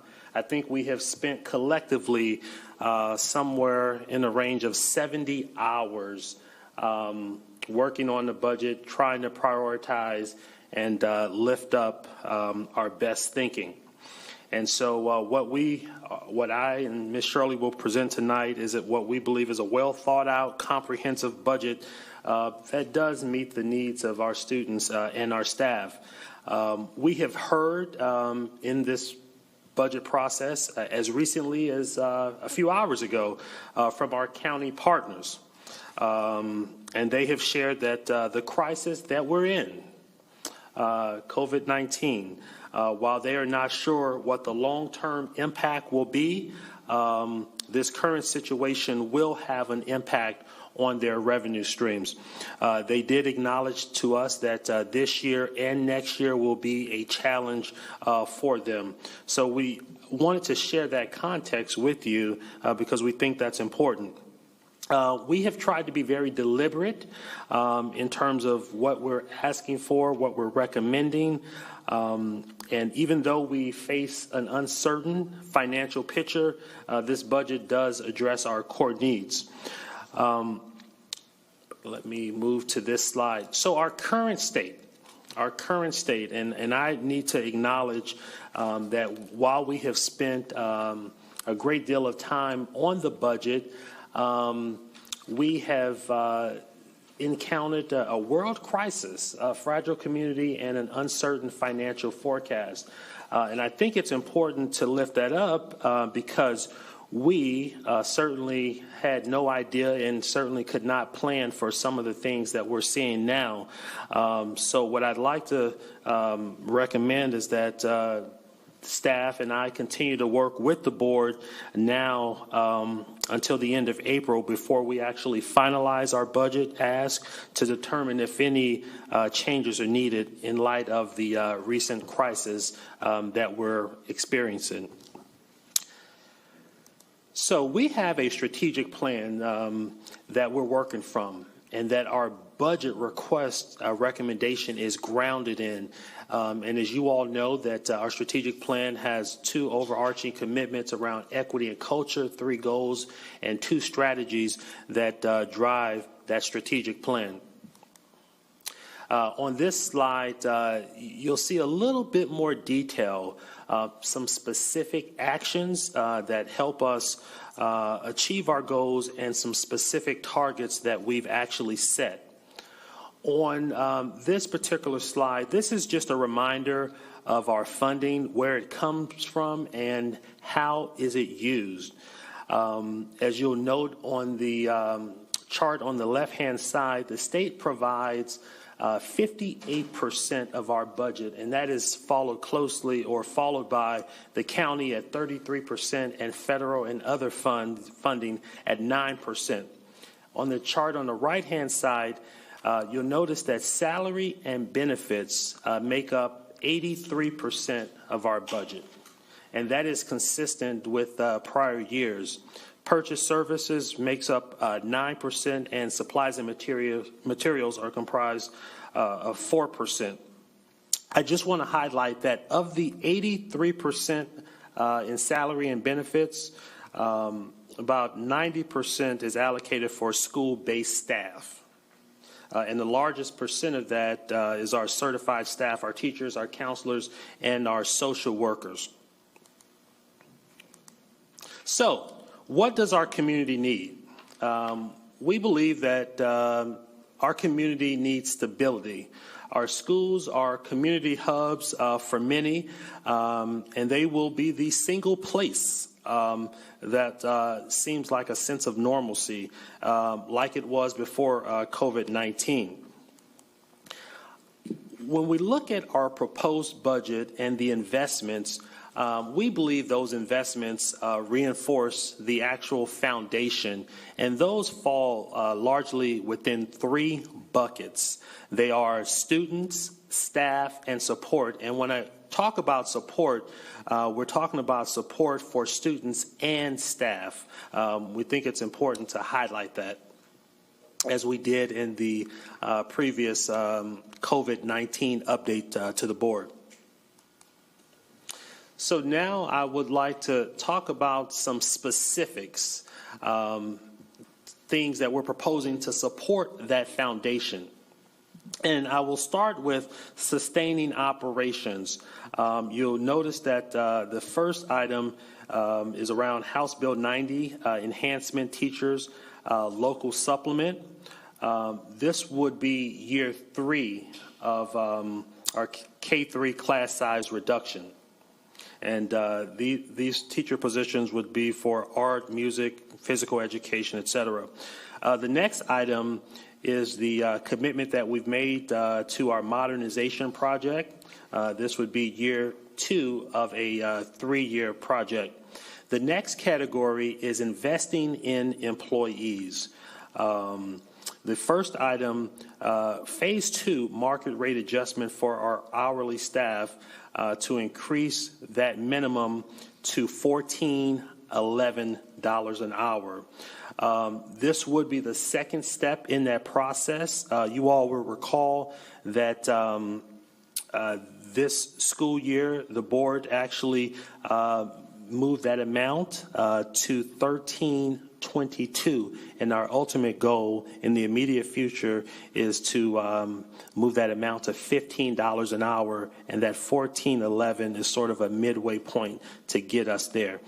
Next, we're proposing salary increase for certified staff, principals, and non-certified staff. We actually don't control this, but we did include it for the time being so that we could plan potentially for what the state actually might do. And this is our best estimate of what may come to fruition if the state enacts a budget for next year. And just for context, we're using the conference budget that was approved in June by both the House and the Senate. The next item in this category is health and retirement rate increases, and this is typically defined by the state. I'll go to the last category around student growth and additional space.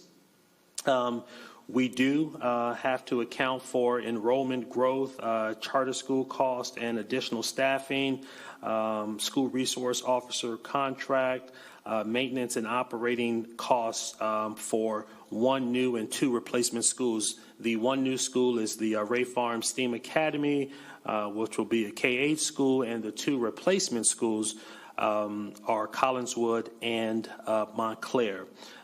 You just wanted to note that in this particular section, the majority of the cost here that we anticipate are for charter school growth.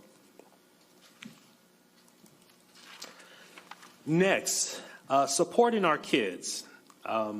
We've talked a little bit about the importance of social and emotional learning support, and I want to highlight this because it remains a priority for us here in Charlotte-Mecklenburg schools. And we also know that our county partners have traditionally supported this in the past as well. The second item here, exceptional children staffing and special education support. We need to be able to provide support for our exceptional children population, which is actually growing. But I do want to highlight something that I overlooked in the first bullet around social emotional support and provide some context. This proposal would allow us to hire 15 additional counselors, 15 additional social workers, 5 psychologists, and 2 behavioral specialists. Now, I know there's been a lot of conversation amongst the board, in the community, and with our county partners about moving toward the recommended ratios for these categories. And this certainly doesn't get us there quite yet, but we do believe it would be a step in the right direction. So next, I want to just highlight the third bullet or item is around safety and security. Safety and security remains a top priority in the district, and this would allow us to add some additional campus security associates and staffing to support our security initiatives. And then last, around building services, preventive maintenance, and staffing. We do believe that how our buildings look and maintained is important. That matters. And so we're requesting some additional funding for that as well. So this proposed budget covers providing support through these unprecedented times. I just wanted to highlight again that certainly we wanted to be mindful of the times that we're in and the guidance that was provided from our partners at the county and in trying to keep this budget recommendation at a reasonable level, and that's where we landed with this. And so as I wrap up this presentation, just wanted to note that this budget recommendation represents about a $36.8 million increase in county appropriations over the prior year.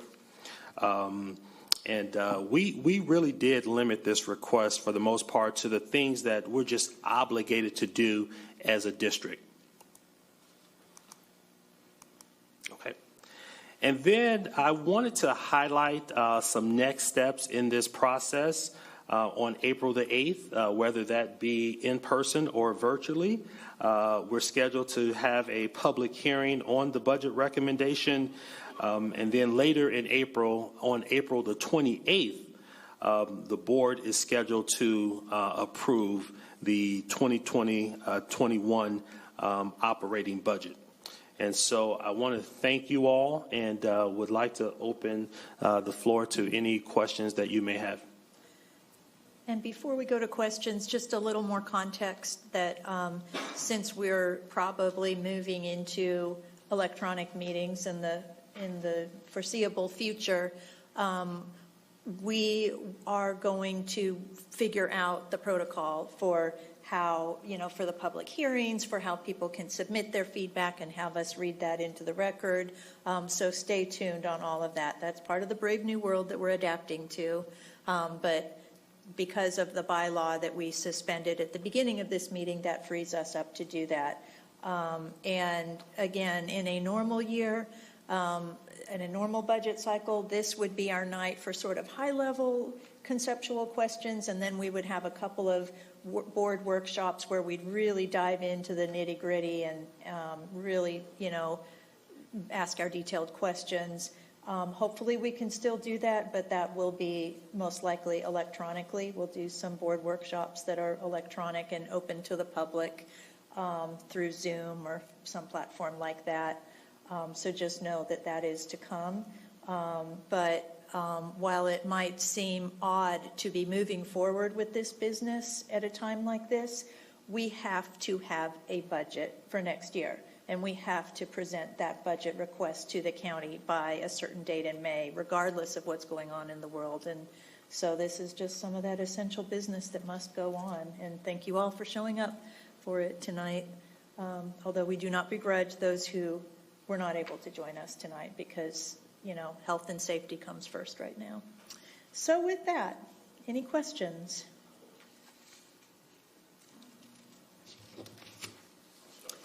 Okay, Mr. Strain. Sheila, thanks so much for putting this together. And certainly Mr. Winston for walking through it with us. I just have two questions at this stage. I'll withhold my more detailed questions for the workshops that we discussed. There are not slide numbers. In the slide, support for the foundation. In the investing in employees, it talks about the market rate adjustments to increase to 1411 minimum and compression adjustments. I think last year, Ms. Shirley, a market study was done. Is that right? That we identified for each position what those market rates were. I know this is driving, and Mr. Superintendent, you talked about moving towards a $15 minimum.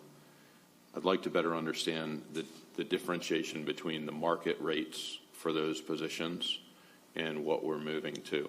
That's not to say judge one way or the other, but we need to do so consciously to make sure that if we're moving to a $15 minimum wage, we understand what the market rates are for those positions, and that this board has decided to move to $15, and then of course the compression adjustments as a result as well, and what those impacts are.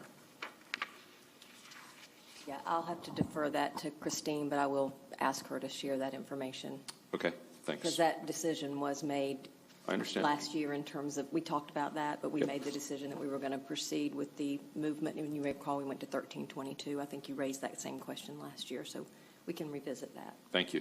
Appreciate it.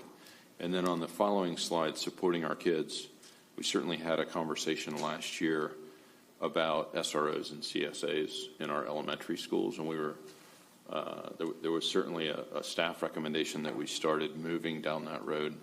I think it's fair to say that both the chief and just the information we have in terms of our elementary schools is that there's still coverage that's required there, and would like to understand what the staff recommendation looks like. Mr. Superintendent, I think you mentioned our campus security associates.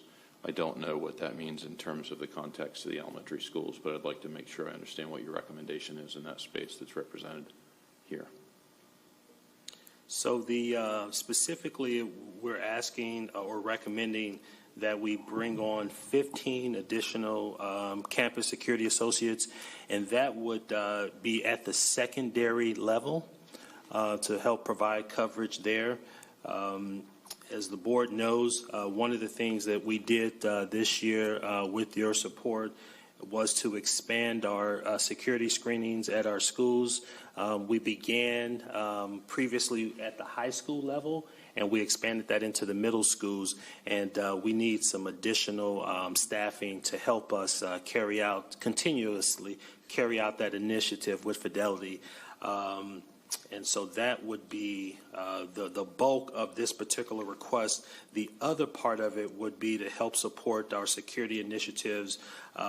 We've added a lot of new equipment. We've upgraded some equipment, cameras, also fire alarms or alarms and locks, and we do need the staffing to help maintain that. Right. So so the next time we have a chat, as we dive down into this, I'd like to better understand what that risk profile is at the elementary level.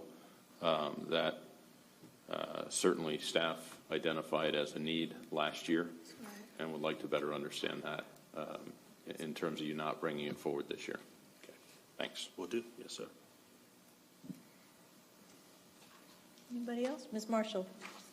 And thank you again for your work on this. Again, I know the conversation was we don't really want to have to talk about this now, but we have to talk about this now. We have to start planning for the next year and meet our statutory requirements. So that's why we're here. And I was a parent of students during our last really big financial crisis time, and so lots of things can change. And I think, too, we need to be mindful of what we know now and what we will know at another time, but to know that our needs are still so great no matter what happens. So I just want to, for just a second, look at the building services, preventive maintenance, and staffing.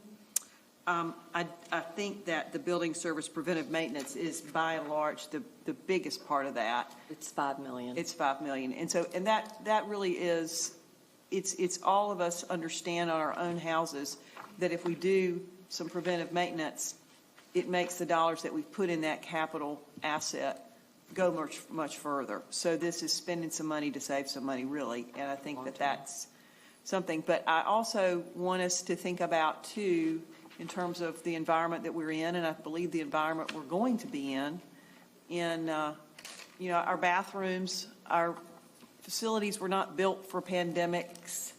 They were not, no one was designed for this. And I know we have had a lot of questions about hygiene, and it did a little bit of back of the napkin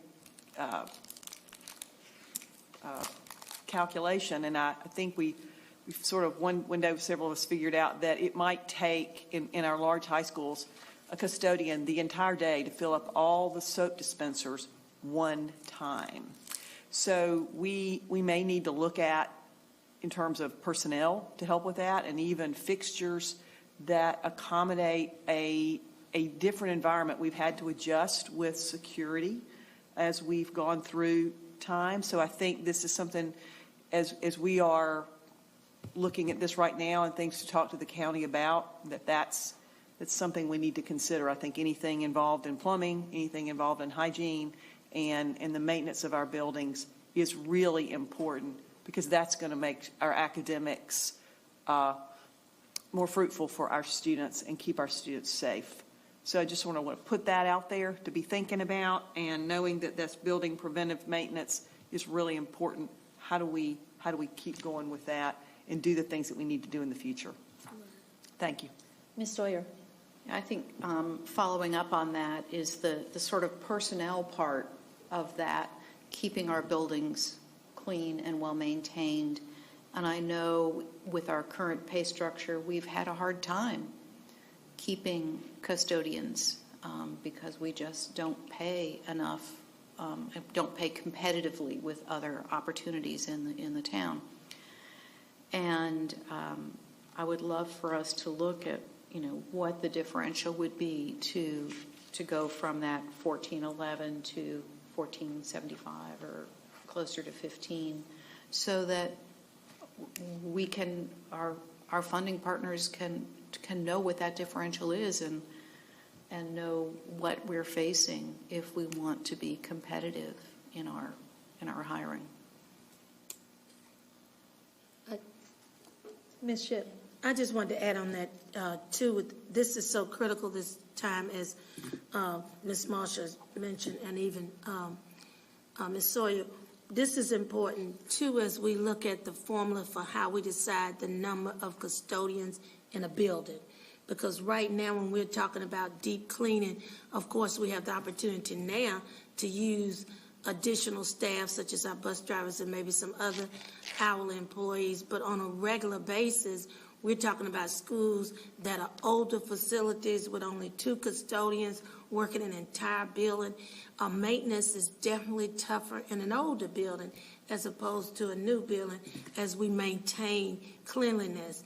And that was a major issue with what has just happened, because we definitely had schools that did not have the custodial staff to even begin to clean these schools when we're talking about keeping soap in the dispensers, keeping toilet paper in the bathrooms. This is a real issue. Of course, I've gotten a chance on a personal level to see it. So I think we really need to talk about that too, with the number of custodians we have in the building. We've pulled, as you know, over the years, the numbers down. And even when we're trying to look at ways to maintain security of buildings, we have used those custodians, and of course, they can't work overtime, and they've talked about that as well when we have extra activities. And the custodians have been the ones to lock up the schools. Do you know they have said, like, I can't do this because I can't go overtime, so they don't have that, and it's not enough of them. Usually it's just the head custodian doing a lot of the work in these buildings, and I think that's very important as we look at keeping our schools clean, all schools, regardless of whether they're new buildings or older buildings. Anything else? Well, thank you. I just will, I hear at least 70 hours of work went into crafting this budget. That was just cabinet. Just Yours on. is probably 100. Yeah, okay. So yeah, times something. And then, and that was forecasting a certain financial environment. And then in the last week or two, and even today, the world turned upside down, and the world might turn upside down a few more times before the next time we meet to talk about this again. So I just want to thank you and your staff for their hard work and flexibility and stamina. And we will adjust, and we will get through this and advocate for the best possible budget to serve our children and our staff, whatever, the economic realities are that we face. Thank you. So thank you. And with that, I will now entertain a motion to adjourn. So moved. Second. All in favor, show of hands. Any opposed? All right, we are adjourned.